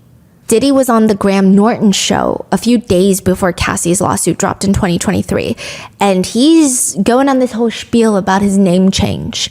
Netizens think the interview is fascinating in hindsight. Graham Norton asks him if they should call him Love then, to which he responds, this is the ultimate goal. I have become love. And it's love versus hate. And I choose love. That's my new name, and love wins. Love wins! Let's go, y'all! Netizens write about the interview. The amount of affirmation he gets when he looks around at them and they all give him exaggerated head nods, it just shows how much power he feels when he walks into every room every single day. Nothing but yes men all around him. He's just so corny. Yeah, another netizen comments, there's a lot of toxicity in the world right now. The nerve to say that. Another one reads, love wins, the judge. Are you sure about that? Diddy says in another podcast interview about his decision to give artists their publishing rights back. He says, because he said all the Bad Boy artists are going to get their publishing rights back. He said it was more of me just evolving as a businessman, you know, a person that really wants to change in the world. Once you start asking for change in this world, you have to look within and be part of that change. It was evolving as a businessman and just changing. It's the right thing to do. It's the love frequency. He continues, if you have a chance to do the right thing, why wouldn't you want to do the right thing? I want to be that change that I want. I have to be responsible and accountable for myself. I'm just moving in God's purpose. You get to a point in your life where you pick purpose over profit. Mark Curry, a former artist of Diddy, said about the whole publishing rights thing, what's it even worth now? You ever had somebody owe you $50? When you needed it back, they didn't pay you. Then by the time that they do pay you, that $50 doesn't mean the same as it did when you needed it. That's how I feel. I wanted it when it was making money, not after all it's gone. What am I going to do with that? In fact, it's an insult. It's like getting a Nissan. Like, you are owed a Nissan 15 years ago when it's brand new. It has value. But now he wants to give you the Nissan 15 years later after he already drove it around, took the value. Like, that's, what do you mean? Some artists said getting their publishing rights back, that would be like $300 a month. And it's not even free, if you will. Diddy was going to allegedly make all the artists sign an NDA to never speak about him, his mother, or like any of his family members ever. Mark Curry says, there are different ways you can kill a person. I've noticed Diddy kill a lot of people's spirits. Another former artist under Diddy went off on an Instagram video. It's been a while since he's worked with Diddy. In fact, he's 52 years old now, but he says, like, this guy Puffy is the main motherfucking reason I fucking hate life, dog. People don't even understand. Like, I don't even give a f. I've never been to a point where I thought of self-exit my whole life. Never. I mean, I'm a gangster. I don't know how I started thinking like that. I'd done it all and fell to the bottom. Like, how do you come back from that when you're battling a giant? It has nothing to do with your skill no more, because your skill is 90% better than any other guy that's out there right now, and the world knows it, but it ain't your skill. The world is built on relationships. Another person said, oh yeah, why haven't the artists spoken up now? Or like, why are they now speaking up and why didn't they say something before? Have you ever went up against a billionaire? Which, side note, Diddy actually responded to these Instagram posts in 2022 by posting on his Instagram story a black screen with white words. Stop all your crying and moaning, hustle harder or get the f out of our way. The producer Rodney Jones, the one that is suing Diddy, says, he is a monster. Nothing has changed. This guy has no soul, no duty to anyone, not even his own kids. Mace, another artist that was formerly under Bad Boy, he was actually one of the biggest stars on Diddy's label in the 90s. He said, your past business practices knowingly has continued purposefully starving your artists and have been extremely unfair to the very same artists that helped you obtain that Icon Award. He also points to the irony that Diddy is publicly calling out the Grammys for not showing enough deserved appreciation for black artists, which very, very valid, right? But at the same time, Mace, a black artist himself, is saying, you're also screwing over black artists, Diddy. He's saying about Diddy's business practices, that is not black excellence at all. Mark Curry says it's also pretty obvious that Diddy is what he's trying to do here, like the timing of it right before Cassie's lawsuit. He says, quote, because I think he had some kind of idea that this was coming down the pipeline, tried to cover up his tracks real quick, and it didn't work.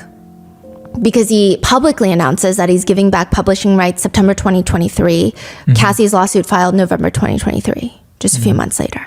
And yeah, these former employees are not happy. One former employee said, working with Diddy is you have to be ready to catch a brick. And everyone's like, a what? They said it's like if you're walking down the street and someone randomly throws a brick at your head out of nowhere, out of the blue. If he was unhappy with something, you might not have done it, but he thought you did it, you're gonna get a brick to the head. Figuratively, metaphorically, right? One time I was surrounded by security guards. He's 6 inches from my face, screaming at me, telling me I f***ed up. That's what I learned what a brick is. I caught my first brick. It was my only brick. One source describes to Rolling Stone, Diddy is, quote, a complicated man with opposing personas.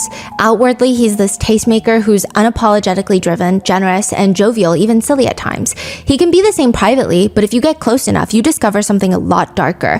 It's like he has this insatiable need. He's desperate to be accepted and admired, but that desperation can be violent. He publicly declares devotion, makes big donations publicly, and tells everyone to call him Brother Love, which seems to be his attempt at hiding his alleged abuse and violence. Another said, working with Diddy was like working on Game of Thrones. Not the set, but the actual fantasy world. Everyone is walking on eggshells with a unhinged leader, throwing each other under the bus to get closer to the one on the throne. Dawn Richards, a former Danity Kane member, has filed a lawsuit against Diddy. This was a girl group that Diddy was managing. Some of the allegations from the lawsuit read, Mr. Combs has arranged for dozens of young women and girls, some of whom appear to be underage, to be transported to the party. The women arrived wearing little to no clothing and were given drugs and alcohol. Many of them appeared lethargic or passed out while Mr. Combs and his guests performed acts on them. Mr. Combs repeatedly said things like, quote, this is a buffet, enjoy yourselves. This is what we do. This is how we party. Further in the lawsuit, it states, in a state of panic and terror, Miss Richards fled to the bedroom Mr. Combs had insisted she stay in and barricaded the door shut with furniture. She also states Mr. Combs criticized Miss Richard for being too skinny, yet declined her request for food and demanded that she only drink peanut butter shakes. Mr. Combs had full meals prepared by a chef and ate them in front of Miss Richards, never offering her food. Dawn also alleges that at the auditions, he just went around calling young women, allegedly fat, ugly bitches and hoes. Aubrey O'Day, another artist signed under Diddy, who also was on Danity Kane, working there, she said about working with him, we were scared to death with what would just happen with Puff each day. There was just no room for error. Diddy was one of the most intense people you could ever work with. I experienced everything from race remarks to sexism, and a lot of it was scary. She says about being fired, which, side note, she was fired from the band that she was part of on national television. Danity Kane is the girl group that was formed through Diddy's reality TV show called Making the Band 4 in 2008 on MTV. She gets fired on camera. She says, I was so young and so many things were put on me. I was fired on national TV for being overly raunchy and promiscuous. That's actually like wrongful termination. That's a lawsuit against a lot of people. She states, I have such a love-hate with it all because I don't think that I would have been able to be so successful in so many other areas had I not been trained under Diddy. He was the hardest person you can work for. It was torture, and not the work part of it, but the other stuff, mind games. There was a lot of betrayal. There was a lot of lies. Diddy would be like, you're not hot anymore. Like, what happened? You don't have any curves. I can't get people to think you're this really good looking person. Back then, there was no Me Too. You signed 1 million NDAs and 1 million contracts that took away your rights. The answer to what happens if you don't want to do what the executive wants, I'm the full-blown story of that. She says Diddy plays one of the dirtiest games there is around. She also alleges on another podcast that Diddy would say about people, presumably in a professional setting, oh, you're not f***able. You look like I could f*** you right now. You look like I can't f*** you. Like, it's just very, how can you say that in a workplace setting? And then about getting the publishing rights back, yeah, Aubrey O'Day states she did not agree to it because she was allegedly required to sign a crazy non-disclosure agreement in exchange, that she would never disparage Diddy or the bad boy label. Which, one thing to note, like I've said repeatedly through these episodes, all these are allegations and other people's stories. In the eyes of the law, everybody is innocent until proven guilty. But I will say, with all the stories coming out against Diddy, I don't know how it's going to play out in the court of law, but maybe he's not the best person to be around. Diddy has since applied for bail to be able to prepare for the trial in the comfort of his own $50 million mansion. In the letter to the judge, the defense attorneys write, the first thing the court should know is that when it became apparent to the counsel that Mr. Combs would at some point soon be formally charged, he did something extraordinary. He left his home in Miami and traveled to New York, the very location of the prosecutors and agents investigating him. What? I love how extraordinary feels like the bare minimum. Like turning yourself in or not running from the law versus, I don't know, what would be ordinary. Regardless, the defense proposes a $50 million bail package. It would be secured by his $48 million Miami mansion that he has fully paid off, as well as his mother's mansion in Miami. He is willing to be on house arrest, home detention, if you will. He's willing to wear a GPS monitor, have no contact with women, submit a weekly drug test, and restrict his travel just between Miami and New York City to attend court, meet with his counsel, and attend medical appointments. The passports, it is said on many a media that the passports for all his family members have been surrendered to his attorneys, which interestingly enough does not include his sons. So I just think it's weird. Really? Yeah, according to what was filed with the judge, it's Diddy's passport, his mom's, and his 4 daughters. That is crazy. Again, I think it's weird. Because Justin Combs and Christian Combs were actually listed in other lawsuits. The girls are, like, one of them just turned 18. The girls are minors. Yeah. Wow.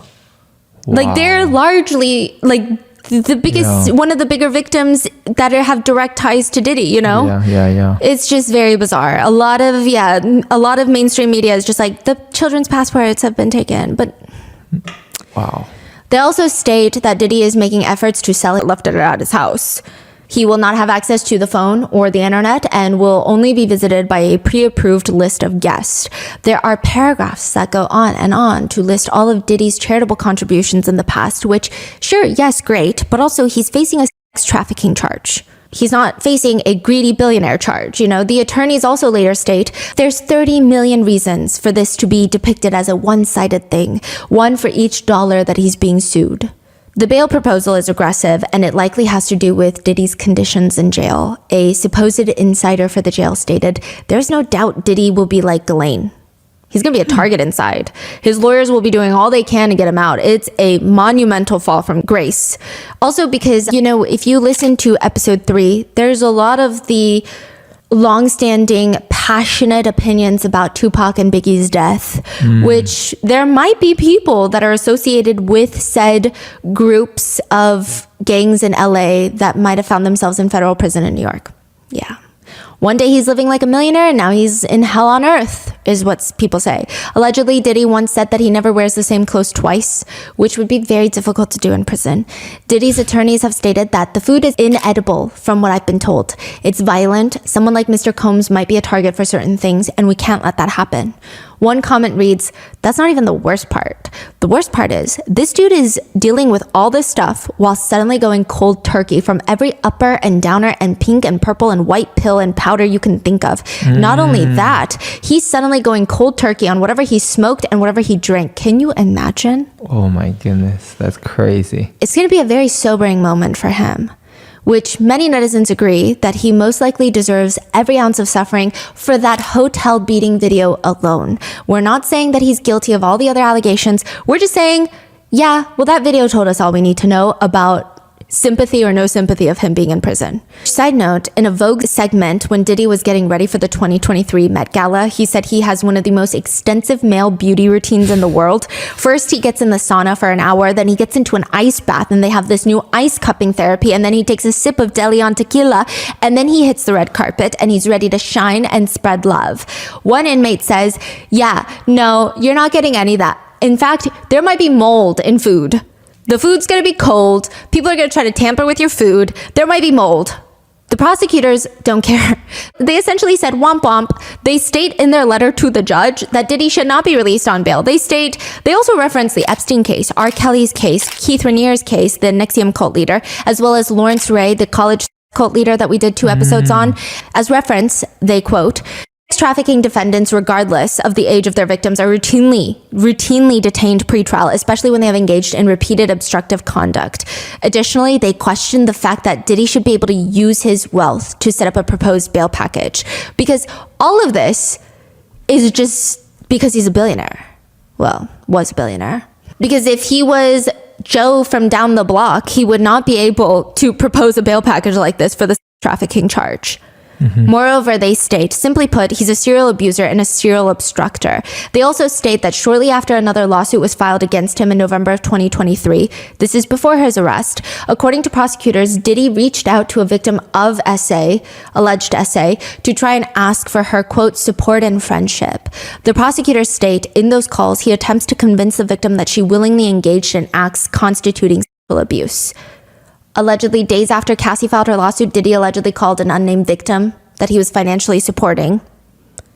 And that woman texted Diddy back later, allegedly stating that reading Cassie's lawsuit felt, quote, I was reading my own sexual trauma. It makes me sick how 3 solid pages, word for word, is exactly my experiences and my anguish. Wow. But according to prosecutors, Diddy continued to allegedly gaslight the woman, trying to convince her that she remembers incorrectly, and she in fact did want those things to happen, that she essentially consented to it all. The court papers claim that Diddy told the victim, if she continues to be on his side and provide support and friendship, that she doesn't have to worry about anything else, which is a thinly veiled reference to continuing that financial support. Diddy and his attorneys have denied. Diddy's attorneys state that the phone calls were not to intimidate anyone. It was just he was calling potential witnesses to let them know that his attorneys wanted to speak with them. They also state that this behavior was, quote, the furthest thing from witness obstruction I can think of. I don't know if that would ring true for me. Ultimately, the judge has denied the request for bail twice, 2 separate judges. The judge said, my concern is that this is a crime that happens behind closed doors. I don't know that you can control yourself. There are simply no conditions that would ensure that the defendant's efforts to obstruct and tamper with witnesses will stop. In sum, the defendant's long history of violent conduct makes clear that even the most stringent bail conditions will not suffice to ensure the safety of the community. He will likely have to stay in prison or jail until his trial. And as for the dozens of lawsuits filed against him, it's likely that Diddy will not face those civil lawsuits before his criminal trial is concluded. For example, Bill Cosby, Harvey Weinstein, Danny Masterson, they all filed motions to delay their civil litigation by their accusers while they're being tried in the criminal court system. Which, of course, if he's convicted in the criminal case, that would obviously be very helpful to the plaintiffs. According to one lawyer who repped Cosby victims, he said, you want a convicted felon sitting at the defense table across from you. But many say, even from behind bars, the man is terrifying. One insider source told media outlets, he's so powerful, everyone was afraid to cross him. Even though he's behind bars now, he's still powerful. He's incredibly smart, he knows a lot of people, and he's helped a lot of people. So a lot of people owe him, and he knows that. He's capable of a lot, much more than people think even now.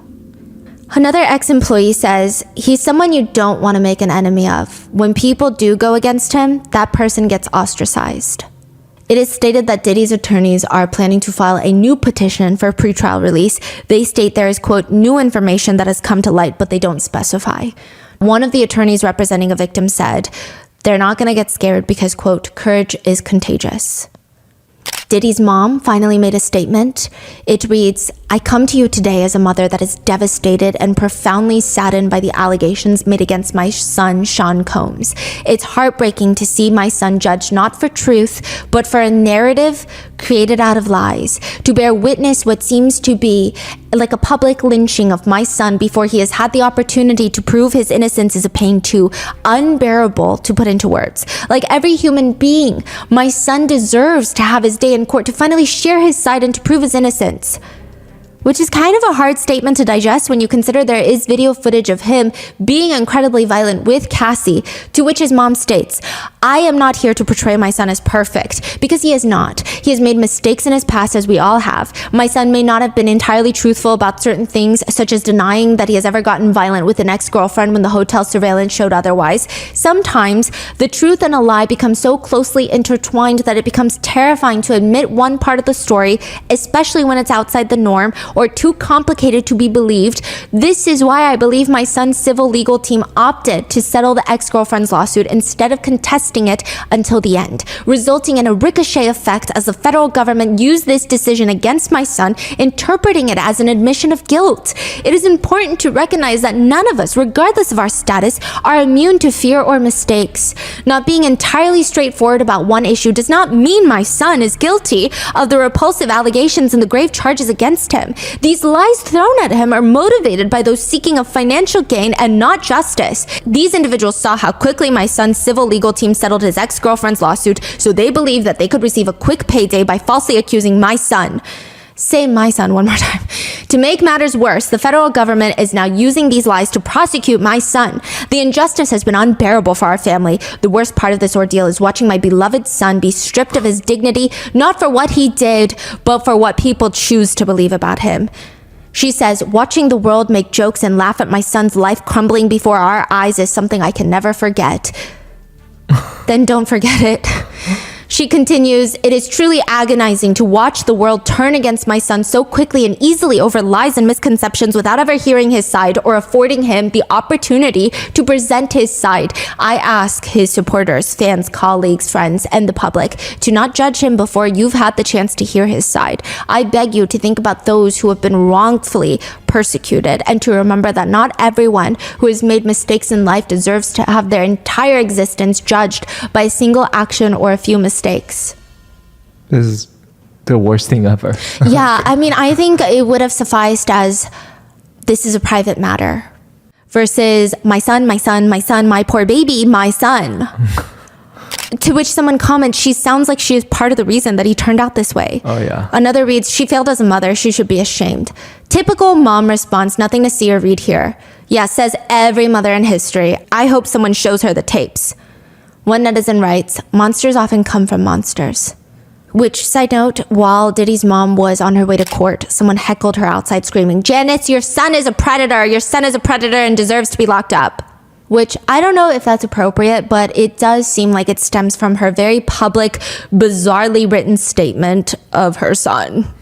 And this so-called public lynching, I mean, thankfully I don't think the children were heckled, especially his minor children. The kids have released their first joint statement. I do want to mention, there are a lot of people saying we should not be calling them the children, the kids, right? Because they're pretty old. So Justin is like 30, or they're nearing 30, Justin and Christian, and they have been named in lawsuits. Again, I'm not saying that they've committed anything wrongdoing. I'm just saying we don't know.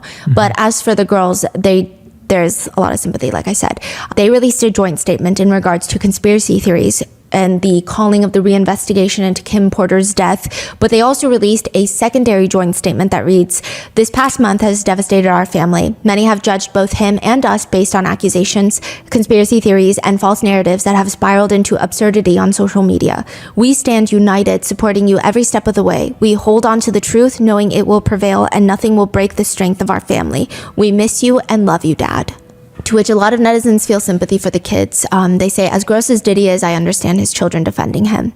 Or, that's still their father, but I definitely wouldn't be speaking to the public at all. Others actually think Diddy is really messed up for allowing his kids to make a statement. Many parents say, as a parent, I would never allow my children to make a public statement because just go through it alone.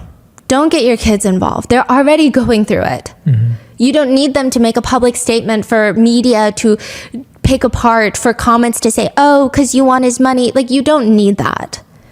Why did you do that? It only helps Diddy. It doesn't help his kids. Others write, telling the kids not to defend their father when he hasn't been convicted is wild. Their silence would have been just as loud. Corinne, who wrote the book about her alleged time around rappers, the one that said that she was enamored by Diddy and he said that she'll have you on video with fingers in your butt. Any more women, it's just horrible. What is really weird is that I have been told by many people, Wendy, you called it, including some people of my own family who have said the same. Aubrey O'Day of Danity Kang has stated that she does not feel vindicated because she was one of the first ones to be vocal about Diddy and her negative experience with him. She says, there's no vindication when you're a victim of someone.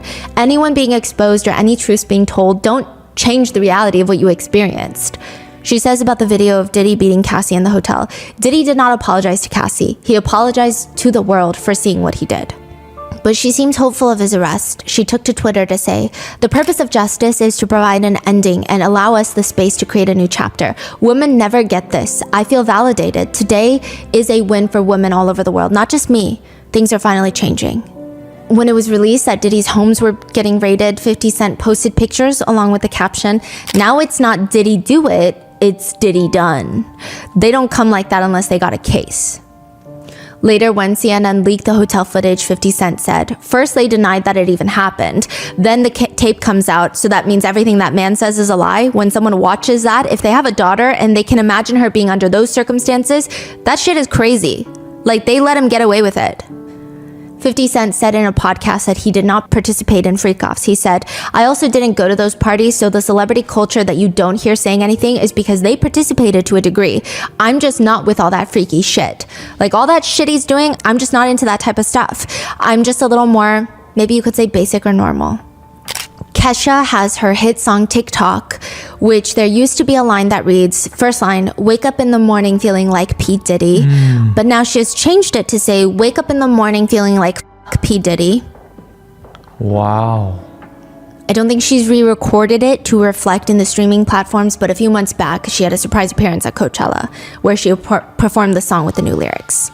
But there are some bad takes out there. Bow Wow has come out to, you know, the Bow Wow challenge. He said he was on a private jet, but he wasn't on a private jet. Right. He has come out to state, I never thought I would see it like this. It's like a whole, you know, Diddy, it's like a hole in the industry. He was such a gatekeeper for the liquor and the clubs. He was everything hip hop. It just didn't feel right because there was no motion. There were no parties after Diddy's gone. There's a hole? Yeah. Wow. Another rapper, Boozy Badass, said Diddy's in jail for basically doing what every other famous entertainer has done. Flew out for threesomes.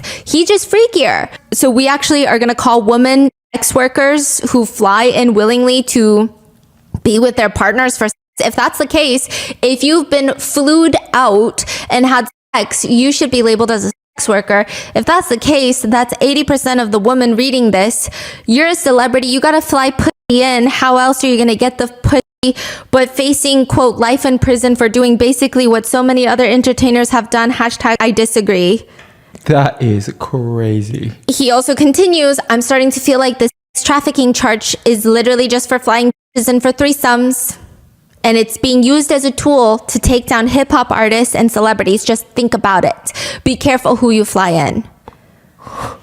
Netizens have responded to the rapper saying, you're talking like you're on them tapes.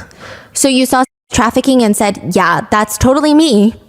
Hey, Boozy, shut up sometimes, is another comment. Another comment reads, take your balls out of Diddy's mouth. He's not coming back home. Which a lot of people say they're not surprised considering that he admitted on live stream that he hired workers for his son and cousin nephews when they turned 12 and 13. No. Yeah, he said on Instagram Live, I'm training these boys right. Ask my nephews, ask any of them. When they was 12 and 13, they got head, you know? Yeah, that's how it's supposed to be. Hell yeah. I got my fucking sons. Yeah, I'm fucking right. Yes, a grown woman, super grown, checked his ass out. She's grown. She checked me out too. I know what the she did to them because I'm getting them prepared, man. So he's bragging about allegedly orchestrating essay on his own family members. One of Diddy's alleged victims have also stated she was one of the first to file a lawsuit. She says, this is not about money. It's about making sure that the world sees this man who rose to the level of an icon, but he's actually sick and has left so many victims in the wake of his unpunished, disgusting behavior for years. Another victim who filed a lawsuit but remains anonymous said, I hope the lawsuit will not just hold Sean Combs, but also all of those who acted with him stood silent and actively covered up his behavior. She said that her nightmare is not an isolated incident. Liza Gardner, who named Aaron Hall, the R&B singer, in her lawsuit, her attorney states, it's about damn time. Sometimes justice delayed is not justice denied, so long as justice ultimately arrives. One netizen comment reads, I assume these are just the ones that have enough evidence that a lawyer thinks it can go to trial. The number could be well into the thousands if you consider this span of 3 decades. Also, statute of limitations varies by state by state. This disgusting case is just getting worse and worse the more you dig. Another comment reads, I don't even think I know 120 people. Another reads, and how many f***ing people knew about it for decades and decades? Another comment reads, when you think you're untouchable, God has a way of putting his hands on you. The devil really came back and collected. Diddy is currently facing 15 years to life behind bars if convicted, meaning if he is convicted and somehow given the minimum sentence, he will be 69 at the time of his release. In a segment with Vanity Fair, Diddy states, I'm free as a motherfucker. I live an extravagant life and I make no apologies for it. I'm free as a motherfucker. Ironically, he is wearing a t-shirt that says free on there, which as of recording this video does not hold up to be true. And that is the end of our 4-part Diddy series.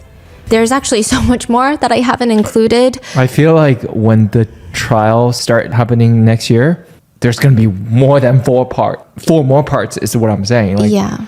And you know, I think there were a lot of questions of people saying, why wasn't Epstein's case talked about as much? Which I do think Epstein's case is heavily talked about, right? Mm-hmm. But I think one aspect that people are forgetting in this that I see a lot of discourse on is Diddy and his friends are all famous. So there's a lot of discourse and information pertaining to their past because a lot of it is more public versus a lot of these heads of companies, they can get away with a lot of stuff because they're not public figures. And that is also another conversation for another day because people think that there's a lot of executives in the music industry that either knew about what Diddy was doing, was complicit, let it happen, maybe took part in it. Yeah. But I guess nobody really cares about them because it's like, do you really care about John in a suit? Right. When you have Ashton Kutcher, you know? So I don't know. What are your thoughts? Let me know and stay safe. I will see you guys in the next one.